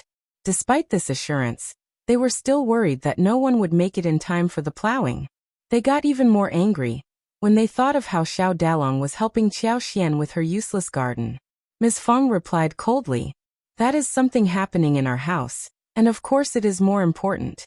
Also, Ms. Qiao pays them 20 won a day for the work they do. Of course they were not helping for free. What did they think? Qiao Xian had only hired Xiao Dalong for work, instead of outsiders, so second uncle and the rest could not say anything about it. Ms. Fang put that out on purpose, just to annoy them. You can never imagine how they looked when they left. Honestly, it was so funny." Qiao Xian could not help but smile. "Serves them right. This is the consequence they have to bear for bullying you all these years. If they want to trouble you again, we will never allow it to happen." "Thank you so much." Ms. Fang smiled so kindly. Qiao Xian chuckled. "Mom, to celebrate this, let me cook tonight. I will make many delicious dishes." Ms. Fang laughed. All right, make anything you want. We have plenty of money. Oh, by the way, you don't have to buy rice or flour for the shared savings. I will ask Third to buy it from his share." Qiao Xian nodded with a smile. "Okay, Mom, you are the best to me. Oh, my child, you are so sweet-tongued and adorable." The fresh mushrooms were washed and thinly sliced. The breast meat of 2 roosters was taken, coated with flour and egg whites, marinated with rice wine, salt, ginger, etc., and stir-fried together. 2 eels were picked from the big water tank, chopped into pieces. Some pieces of yam were added, and simmered together with the chicken pieces. Mixed mushrooms and wolfberry sprouts were stir-fried separately. The oil pan was heated, and then the dried river prawns were put in it. The sound of swish was heard as the oil sizzled. Green and red peppers were chopped. Garlic was added to the stir-fry, a little soy sauce, salt, along with half a bowl of water, were also put in. The smell spread across the place, appealing to everyone's stomachs. There were still some yams left, so another plate of sugar-coated yams was made. The dishes were put on the table, and the whole family was raring to get started, feeling no longer tired. It is so fragrant. I can eat an extra bowl of rice by just smelling the food. Me too. Eldest uncle opened his mouth, but did not say anything about delivering some food to his brothers' families. When he thought of how Ms. Fang still held a grudge against Ms. Niu and Ms. Ma, he was very happy to see how happy his own children were. It was just that he had always paid too much attention to his brothers subconsciously. The dinner was finished earlier than usual, especially since Qiao had cooked it. She did not like to cook under the oil lamp. Before the sun went down, Ms. Fang and Tao Tao helped with the preparations, so when they were done with dinner, the day was still bright. In the evening, second uncle and Ms. Niu came over again for the issue regarding rakes. Ms. Fang said the same thing again, that they had the contract, and there was no need to worry about the work getting postponed. She was not going to let her sons do the work. Following Qiao advice, she had decided to hire the family with bulls to finish the labor.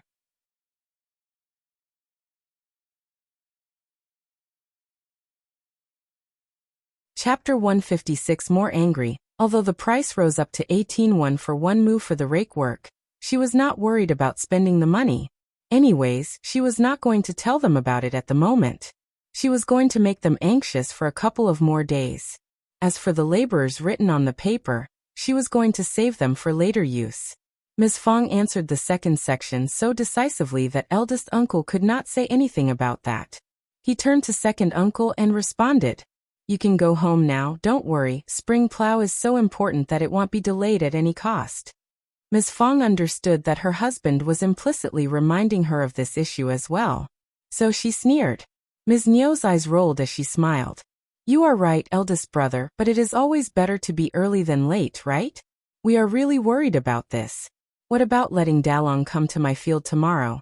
And if fifth niece-in-law has some work to do in her yard, I can ask my sons to take it over. Ms. Zhang and I can help too." She was thinking that they could get paid for the work, at least 21 a day. The work was taking place right in front of their home, and it would be effortless to do the work and get paid. It sounded like a great plan. Ms. Fang sneered. "Second sister-in-law, you think you are very smart, don't you?" Qiao smiled. "Elder brother and elder sister-in-law are doing great work and I don't want to replace them. If second brother is so free, why not go down to the field to finish the pending work himself? Second aunt-in-law, if you don't trust my mom, you don't have to wait for us." "That won't work. We have a contract, you can't deny that." Ms. Niu waved her hands hesitantly. Ms. Fang threw a sarcastic look at her husband. In this case, just go home and wait. Could her husband see the truth? They would rather wait for others than go to the field to do their own work. They wanted her sons to take over the tough task. If they really treated the first section as a family, why did they keep mentioning the contract? They were waiting for her sons to do the labor work. They were even trying to steal her sons' easy jobs. Eldest uncle was suffocating under her gaze, and did not dare to meet his wife's eyes. But Ms. Niu did not want to give up. "How about you hire 2 more people and get the work done as soon as possible?" Qiao replied. "No thanks, I like the work to be done slowly." Ms. Niu glared at her. "You don't want my sons to make money from you. Obviously I need to think about my own brother and sister-in-law first, right? Second aunt-in-law." Qiao smiled as she countered smoothly. Xiao Yinduan, who found Ms. Niu to be talking too much, tugged at Qiao. "Dad, Mom, we are going to bed." With that, he left the place. Qiao gave Ms. Niu a smile and left as well. Ms. Niu, what was she smiling for? Everything about her was so irritating. When second uncle and Ms. Niu left, they were only discussing the eldest sister-in-law. What is Ms. Fang doing? What is she thinking? She can't be trying to trick us, right? Of course not. We have drawn a contract. Well, let's just wait and see. If she tries to fool us, we will go and sue them. Anyways, Ms. Qiao has the money to compensate us. That sounds reasonable. They were so annoyed thinking how arrogant Ms. Fang had become after having Qiao Xian on her side whilst they seemed to have gotten no benefits. The following day, Qiao Xian took Xiao Taotao and Xiao Xiaoqi to the mountains in search of Chinese fleeceflower root. The herb field in the yard was not yet sorted, so Xiao Dalong and his wife as well as Xiao Sanling were still working in it. It would take one more day before they were done with it. The seedling work could begin once the water was poured in the soil, which would be finished by the evening.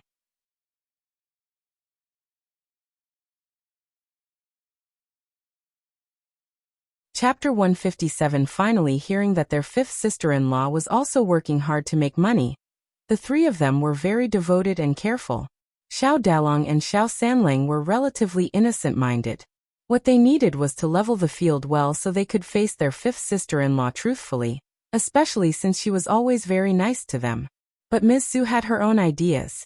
She decided to learn how to plant the valuable herbs, so she could try to do it on her own for her family, and earn some extra money for herself, which would make her very happy. Qiao Xian and her team still did not find the Chinese fleeceflower root over 500 years old. They found one that was over 100 years old, but it was not enough for her purpose. They found some mushrooms and other mountainous stuff which they took home. It was in the middle of May, and the mushrooms were barely seen. They were usually available around autumn. High on the cliff, Qiao Xian saw lithophytic orchids, which were quite valuable, but she said nothing about them. They were at a very high and dangerous place, and she did not want Qi to take the risk. Also, she herself could not reach there either. They found 3 more Ganoderma lucidum, one of which was noticed by Xiao Taotao. They picked them carefully and put them away. Xiao Xian did not put them into space. She found the other 2, and with the help of her superpower, she delivered them into her space without being noticed. The space was not as greedy as before, and did not steal anything from her. Gastrodia, polygonatum and other medicinal materials were also found, but they were relatively fragmented, and the pharmacies may not accept them. Hence, they gave them up to avoid wasting time. They even saw a herd of over 20 to 30 wild goats walking by, eating grass, which made Xiao Xiaoqi drool. But the flock was very far away, and they did not have time to capture them. Otherwise he would have been able to hunt and take one home. The flesh of wild goats was tender and tight. What a pity. Qiao Xian smiled. There are numerous animals in the mountains. Don't be sad, we will always run into them. But are you capable of hunting such a large-sized wild goat? Xiao Xiaoqi smiled. Of course I am. I am not afraid of wild boars as well. I got one wild boar last year too. But honestly, we have barely seen any wild boars in the mountains this year. Wild boars were not rare wild animals, and could be seen every now and then. Some were tough and strong, which were beyond Xiao Zhaoqi's reach. He only went out for those which were manageable. Wild boars had very thick skin. They were ferocious and angry, not very easy to capture. Xiao Xian would not tell him that there were many wild boars around, and that she had actively tried to avoid running into them. She just smiled and said, "It is good that we haven't run into wild boars. They are so scary. You need to avoid them too, in case you come across them. You don't have to hunt them down. Your safety is more important." Xiao Xiaoqi felt warm in his heart, and nodded. "Yes, I will be careful." The following day, they finally found 2 Chinese fleeceflower roots that were growing together. Qiao Xian could tell that one of them was more than 500 years old, whilst the other was around 400 years old. Overjoyed, Qiao Xian led Xiao Xiaoqi and Xiao Taotao to dig them out. The 2 Chinese fleeceflower roots were entangled with vines, so they cleared away a large side of the vines, and the land around them, before digging them out carefully. It took them over 2 hours to get the 2 Chinese fleeceflower roots out. The plants were old but not very heavy. Both of them were around 2.5 kilograms, but did not resemble the figure of human beings.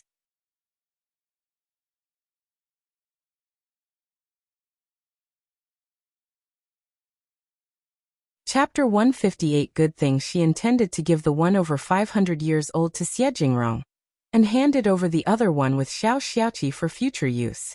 Actually, she wanted to put it in her space. A 400 years old Chinese fleeceflower root should be considered as treasure. Her space would not reject it, right? Xiao Xiaoqi and Xiao Taotao followed whatever their sister-in-law said. They were so lucky that they not only found Chinese fleece flower roots they needed, but also another good thing called Chinese masona. Chinese masona belonged to the family of grass, but could grow very high, sometimes as tall as an adult.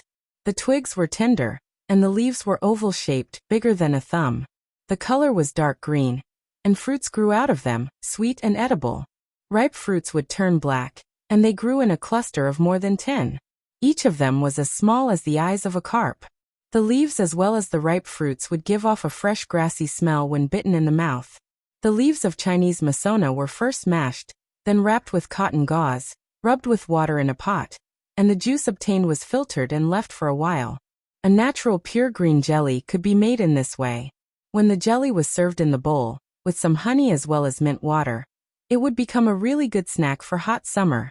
If they could find saltpeter and make ice out of it, then the snack would taste much better, by adding some chopped ice in the jelly. When she had enough people working for her, she would open a dessert store. Qiao Xian chopped a large bunch, and decided to plant some Chinese masona in her flower field. She could even make jelly as a snack whenever she had time. She thought of another thing that could be used to make jelly, namely the creeping figure. The creeping fig was a far better option to make jelly than Chinese masona. When ripe creeping figs were dried, the small seeds inside could be collected and grounded for making jelly. It was much easier to make and store that. But the creeping figs would only ripen in August and September. At this time of the year, the creeping figs were just beginning to bloom. The creeping figs were growing wildly and broadly, and could be found easily. She would focus on this business in a couple of days and bring them home too. That was a plant that could survive easily, as long as their vines were well planted. Satisfied, Qiao Xian asked her siblings-in-law to get ready to go home. Xiao Xiaoqi and Xiao Taotao were both very motivated. When they heard that the Chinese masona could be used to make something tasty, they put the cut branches on their backs directly. Xiao Yunduan could not help but admire his wife's good luck. She had really found what they needed. Darling, we will deliver it to the town tomorrow. I believe that young Master Xia wouldn't have left yet. We can give it to him face to face. Xiao Yunduan nodded with a smile. Sure. He was going to keep her company on their trip to town, especially when she was meeting those two men. Ms. Fang did not know the details, but seeing that they had found what they wanted, she was very happy for them. Xiao Yunduan and Qiao Xian were unaware that the day they ran into Xie Jingrong and Yuezheng Xiao, they also ran into Strategist Lu, who was working for County Magistrate Qiao. Strategist Lu greeted the two of them politely, and even mentioned that he was trying to help them to find Chinese fleece flower root over 500 years. Xie Jingrong had not wanted to bother County Magistrate Qiao, so he had never mentioned this to him, but County Magistrate Qiao got to know about it for some reason.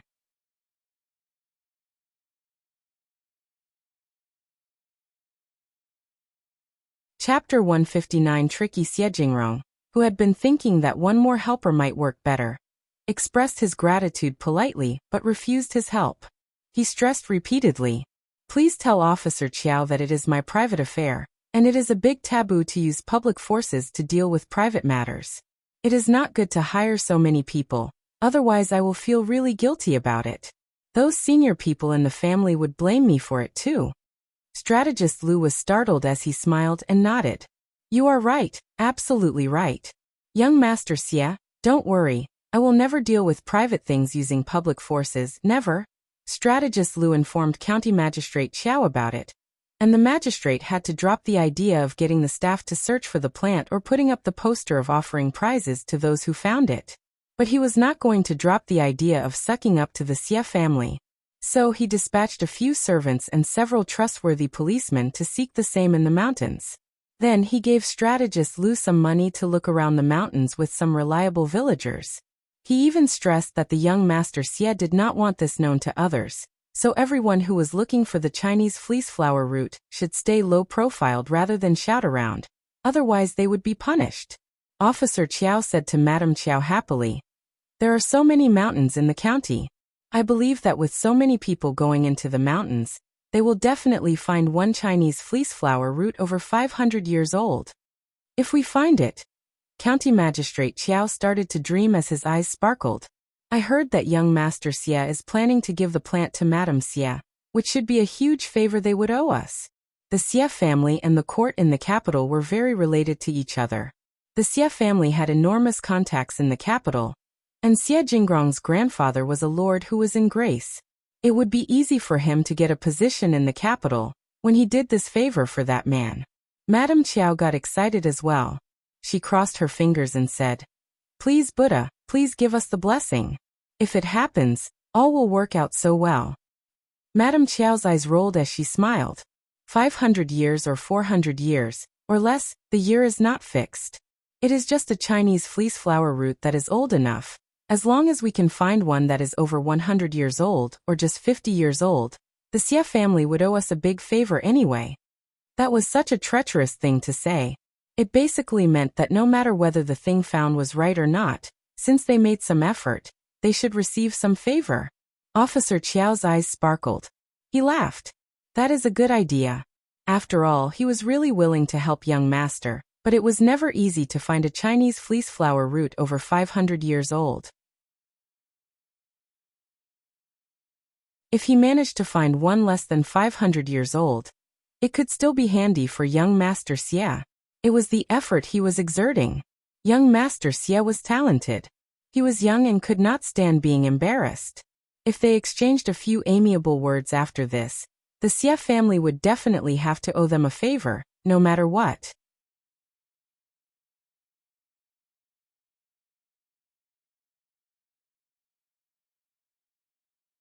Chapter 160 favored Madam. Whenever it was festival time, they could just give some presents to the Xie family, and that was how they would be able to actually shorten the distance between them too. The bigger Officer Qiao dreamed, the more he liked his wife. "You are such a smart helper." Madame Qiao smiled proudly. "We are one family and are bound together. Your honor will be my honor, so I have to pay attention to your affairs." "You are so good, haha." Officer Qiao laughed loudly. Early in the morning, Xiao Xian spread the seeds of some plants with Ms. Su and Xiao Taotao before heading to the town with Xiao Yunduan. In order to show enough importance to the matter, Xiao Xian found an appropriate-sized box from her useless dowry and put the 500-years-old Chinese fleece flower root inside it. Yuezheng Xiao had told them about their lodge when they bid farewell to each other the last time. So Xiao Yunduan and Xiao Xian headed directly to the hotel once they reached the town.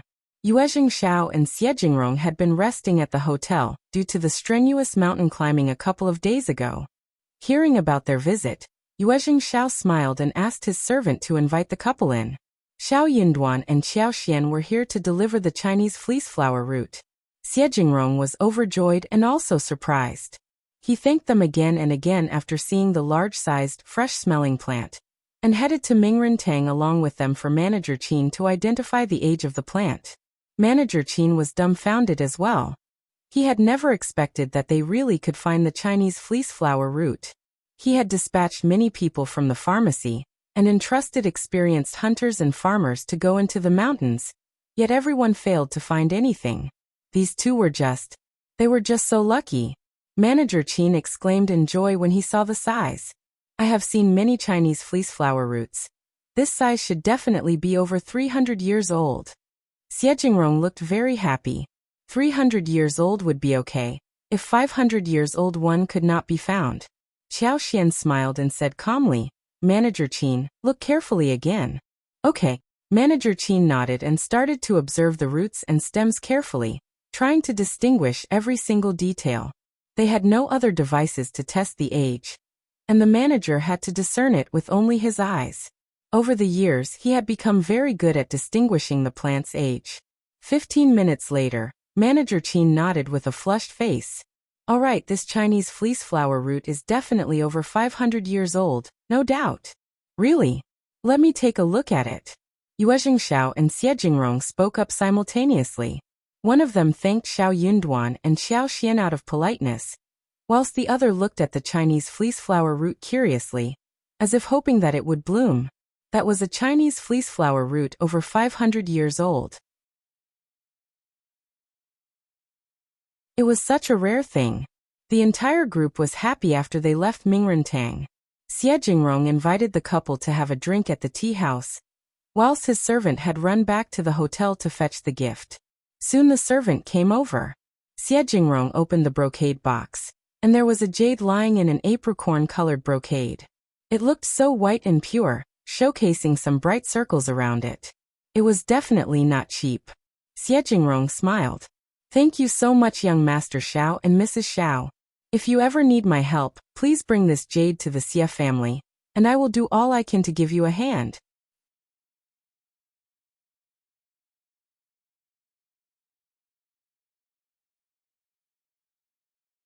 Chapter 161. Qiao Xian's used the Xie family was going to use the Chinese fleece flower root to put in the medicine for Madame Xie. Money was never going to be enough to pay back this favor. That was why Xie Jingrong offered something else. He could tell that the couple did not lack money. Or at least, they were not worried about wealth. Xiao Yunduan was the cultivated talent, and he was going to participate in the examination next year. Maybe he could go further than that. At that time, he probably would need the Xie family's help. The Xie family would be willing to give him a hand, as long as it was legal. That was why he gave them the jade, which was precisely what Xiao Yunduan and Qiao Xian needed more than anything else. If it had been a hunter who delivered the Chinese fleece flower root, he would have offered him the money. Xiao Yunduan and Qiao Xian were glad. The Xie family was a noble family and young Master Xie knew exactly what they needed. Thanks. Xiao Yunduan accepted the gift generously. He did not need it, but Qiao Xian definitely wanted it. If Officer Qiao and the whole family were to treat her badly in the future, Xiao Yunduan would definitely make use of this jade. Officer Qiao was a clever man, and he would never expect that a concubine's daughter could ever make the Xie family help her. Xie Jingrong exchanged a few polite words and developed some good feelings towards Xiao Yunduan. He really liked people such as him, who were sharp and direct. Yuezheng Xiao smiled. Now that the goal is achieved, we are relieved. I will treat you both for lunch today. Xie Jingrong nodded alongside. Xiao Yunduan and Qiao Xian did not turn them down. Qiao Xian had the intention of befriending them, whilst Xiao Yunduan had no intention of cutting off the relationship, so the couple accepted the invite graciously. The four of them ate lunch at restaurant Yanhe before Xiao Yunduan and Qiao Xian left. During lunchtime, Qiao Xian reached an agreement with Yuezheng Xiao, telling him to wait for a little longer, since she had a commodity to show him. She wondered if he was interested. Yuezheng Xiao was very interested and accepted the proposal directly. When they went home, Xiao Yunduan gave the brocade box to Qiao Xian. You can keep it. Qiao Xian smiled. Really, for me? I think that you need it more than I do. I trust that you can become a recommended man. What if you get bullied? You can keep the jade. This can ensure that everything goes fairly in the future. Xiao Yunduan felt his heart become warm. He smiled gently. No one would dare to do anything about the village examination, and I barely go out or have any conflict with anyone. You keep it, so you don't have to be at the mercy of Madame Qiao and her daughter. Qiao Xian accepted the brocade box after hearing that. Okay, I will keep it, and we will use it when needed.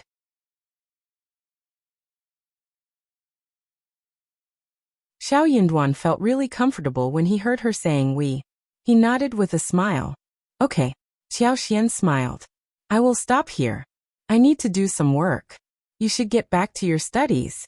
I am going to make the commodity and show it to young Master Yuezheng. If he likes it, we will have another way of making money. The more money they had, the wider the road would be, and the stronger they would become as well. In this way, she would be able to get rid of the Qiao family permanently. Also, she was going to live more happily as well.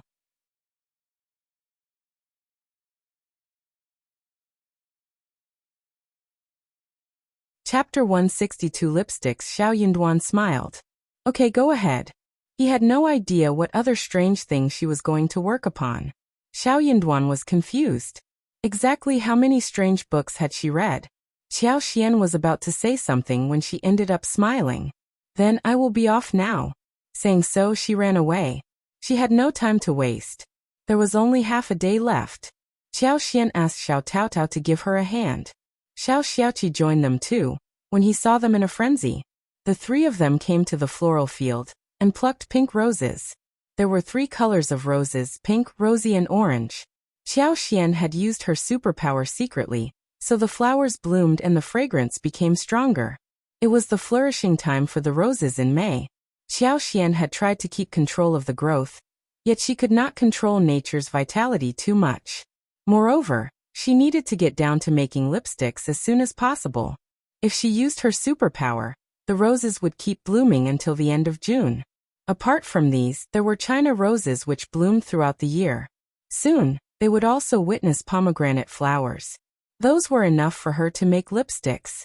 It was very easy to pick flowers, and the brother and sister soon had a basket filled with flowers. They poured the flowers into the basket next to Qiao Xian before going back to pick some more. Qiao Xian grabbed all the petals and put them into another basket. Then she put the petals into jars, one handful after another, grinding them.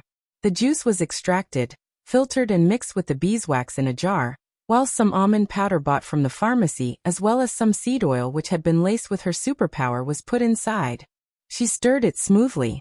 Then she poured the liquid into a mold and smoothed away the top. After that, she carefully put the whole thing into the lipstick tube and zipped up the opening. With that, one lipstick was done. Qiao Xian had the itch of using that lipstick immediately. It looked smooth and bright, fresh and tender, giving out the fragrance of roses. Perfect.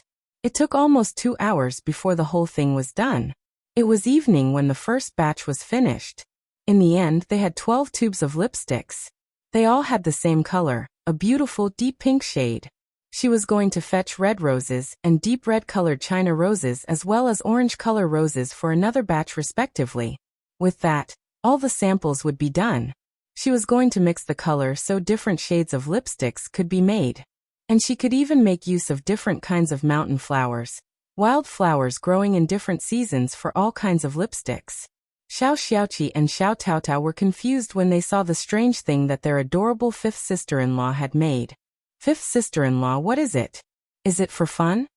Xiao Xiaoqi asked after some time. It was not food apparently, but was it a toy? How could it be a toy? Xiao Xiaoqi really could not fathom what it was. Xiao Taotao blinked in confusion as well. Qiao Xian smiled. That is called lipstick. Same as a blusher but for lips. Xiao Xiaoqi was still confused, but Xiao Taotao's eyes brightened. Aha! She finally realized what it was. Fifth sister-in-law, is it for lips? It looks so good, beautiful and convenient. Xiao Taotao cheered excitedly.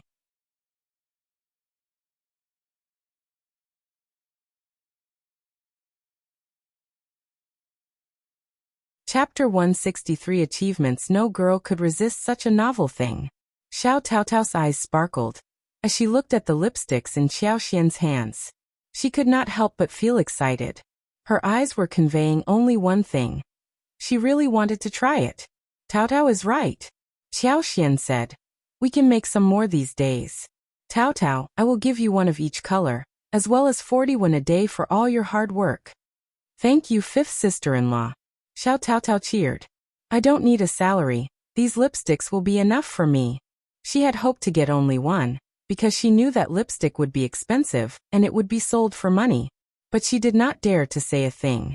She would like one in each color, because the lipsticks looked really beautiful. You are working for me, so you should be given a salary. My sister-in-law should be dressed pretty and wear beautiful makeup. Qiao Xian laughed. Xiao Taotao flushed out of shame. You are laughing at me. No, I am not. You are very beautiful and the lipstick will make you look even more so. The two girls were talking happily among themselves, but Xiao Xiaoqi was still confused. After a long while he found himself remarking. So, this lipstick is to dab the lips, but that would make people look like monsters. Xiao Xiaoqi could not understand the concept of lipstick. What do you mean? You know nothing. Xiao Taotao glared at him. Lipsticks work better than lip flushers. It is a very good thing. Xiao Taotao looked obsessed. Fifth sister-in-law, you are so clever and so capable. Xiao Xiaoqi. He scratched his head, not daring to say anything that might make his sister displeased. But could these lipsticks really make money? He was very confused. However, he was even less sure when he saw how excited his sister and fifth sister-in-law were looking. In one word, Women were so strange. The following day, Qiao Xian, Xiao Taotao, Xiao Xiaoqi and Ms. Su started to work in the floral field early in the morning. They were loaded with a lot of work. They had to make rosy, dark red and orange-colored lipsticks within the day. The three of them were responsible for picking petals, cleaning and grinding. Xiao Taotao was a fast learner, so Qiao Xian even let her filter the juice, whilst Qiao Xian was engaged in other processes. Qiao Xian was thinking about buying some more things when she had more money, since grinding petals was a very difficult task. She wanted to get 3 jade-like small grinders to grind the petals, which should be easier than grinding by hand. They needed to improvise other tools as well. At the end of the day, everything was coming together nicely. They not only had lipsticks, but Qiao Xian even made 2 lip balms with mint and gardenia flavor. It was a cream with light green and yellow color, very good for moisturizing the lips. Xiao Taotao loved all of them. Her eyes were sparkling when she saw the lipsticks. Ms. Zu's eyes were sparkling too, but she was trying to press down the eagerness. She could not afford to use such a thing, and would feel embarrassed if she applied it. She could ask the 5th sister-in-law for 1 lipstick and put it on in her room. The lip balm was also enticing, which should be good to put on since it was transparent. Qiao Xian was quite generous. She gave each of them 1 lipstick of every kind. Xiao Taotao cheerfully accepted them with gratitude.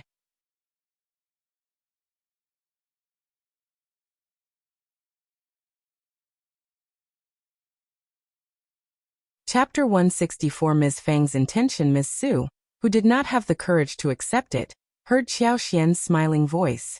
Just take it, elder sister-in-law. Lip balm can be used every day. It is colorless. You can also put on lipsticks to make yourself look much more attractive. You can even give it to someone else as a present. I will go into town and visit the Flusher's store so I can buy some skin cream for you, which together with a lipstick, will make you look much healthier. Motivated, Ms. Su thought about giving 1 to her own sister and sister-in-law. It would be a very practical thing to add to her face. So she thanked her and accepted the gifts with a smile. When they came home from the floral field, they ran into Ms. Niu and Ms. Ma, who were still pestering the family about the spring plowing. The 2 women were so angry, but could not say a thing. They tried to reason with Ms. Fang. Ms. Fang looked calm, and replied the same thing over and over again. We have drawn contracts, you don't need to worry about anything. I will take the responsibility if your fields are ruined. That made Ms. Niu and Ms. Ma even more annoyed. It was the spring plowing. What if the plow is postponed, and they had nothing to harvest before autumn? They would have to starve. Of course they were really anxious. What was Ms. Fang planning? Seeing their anxious look, Ms. Fang felt really glad within her heart. She was going to make them become even more anxious, so they would have no heart to eat or sleep. Seeing Qiao Xian return, Ms. Ma could not help but throw her temper at her. What are you doing outside every day? No daughter-in-law should behave like this. You are so ill-mannered. Qiao Xian chuckled and blinked. 3rd aunt-in-law, my mother-in-law approves of my idling outside. She loves me. Ms. Fang sneered and snorted. Yes, I love to see my daughters-in-law having fun, and they can do whatever they want. I am quite satisfied with them. They are so kind and well-behaved. Ms. Ma was so irritated that she was speechless. Ms. Fang was being so arrogant because she had a good daughter-in-law. Well, it seemed that a rich, good daughter-in-law could make people arrogant. That made her feel even worse. Without the intention of speaking with them anymore, Ms. Fang said impatiently, "You can go home now. I have already promised you. What are you afraid of? Do you not trust me?"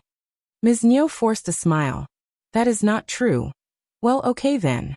Ms. Niu, we will wait until you fulfill your promise. You won't starve us, right?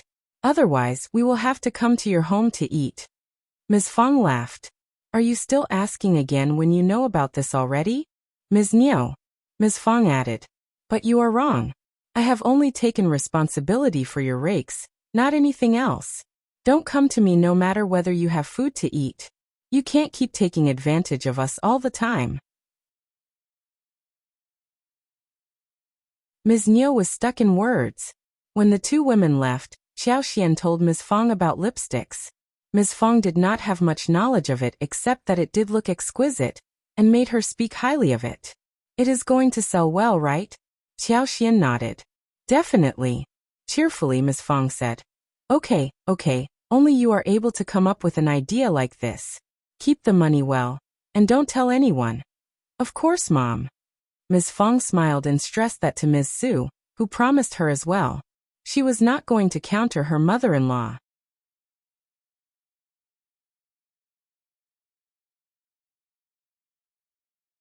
Chapter 165. Bad for money. Although she was very jealous of her fifth sister-in-law, who kept making a lot of money, she knew pretty well that she was not capable enough to do the same all by herself.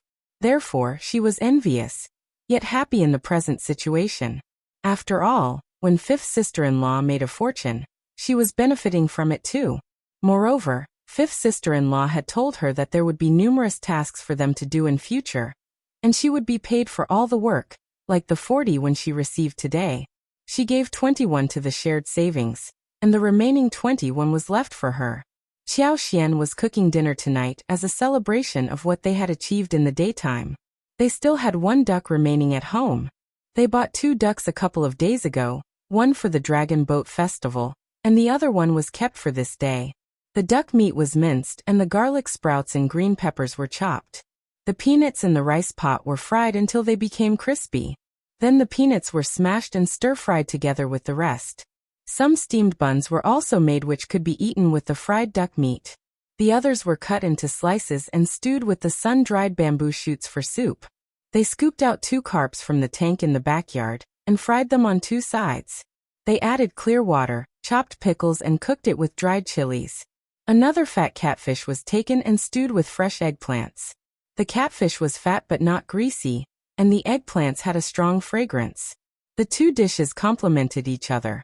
Then a plate of dry beans and a plate of cold garlic lettuce were made alongside, which was good with the meat. Whenever Qiao Xian was cooking, everyone in the family was so glad. Especially Xiao Junyan and Xiao Qing, who had no idea what was being cooked, yet they knew that their fifth sister-in-law was making good things. Seeing the fish and meat served on the table, eldest uncle was really concerned about the spending. The fish was all right, but what about the duck? How could they kill ducks when it was not festival time? They were villagers. They should not live like this. The money could not be used to live such a spoilt life. But he said nothing when he looked at Qiao Xian. She had always said that she bought these with her dowry, and there was no way for him to counter it. Therefore, he could only eat the food and feel guilty for his brothers. The following day, Qiao Xian asked Xiao Xiaoqi and Xiao Taotao to accompany her to the town. She did not want Xiao Yunduan to come along. Xiao Yunduan's main mission was to study, and he could not possibly travel with her all the time. Also, he did not have to go along this time. She had told Yuezhing Xiao that she would bring the lipsticks to him. That was all. She was determined that Xiao Yunduan had to agree to her proposal. He kept reminding her to conceal her face, so the Qiao family would not notice her. The 3 of them entered the town, and went to the hotel. Xiao Xiaoqi and Xiao Taotao had never met such handsome and noble-looking young masters, so they felt a bit restrained. They were both dumbfounded. Qiao Xian stabilized them. She needed their help in the future, and needed to bring them along to experience the world, so that they could gradually get better. It was normal for village people to meet city noble young masters, and react like this for the first time. If she needed to broaden their horizons, she would need them to move around more often. "What have you brought for me, Mrs. Xiao? Let me have a look," Yuezhing Xiao said happily. He was very curious. Second miss of the Qiao family was a lot of fun. Xie Jingrong was present there as well. He was curious too, but he was not as unrestrained as Yuezhing Xiao. Qiao Xian smiled. "I only bring good things to you, young master Yuezheng." You're tuning in to the Li Mei's Wuxia Whispers YouTube channel. We're so grateful for your support, and don't forget to subscribe to join us on this incredible journey through captivating stories. Your generosity through donations truly makes a world of difference, as it's the primary source of revenue that allows me to expand and enhance this channel for you. Thank you from the bottom of my heart for being a part of this adventure.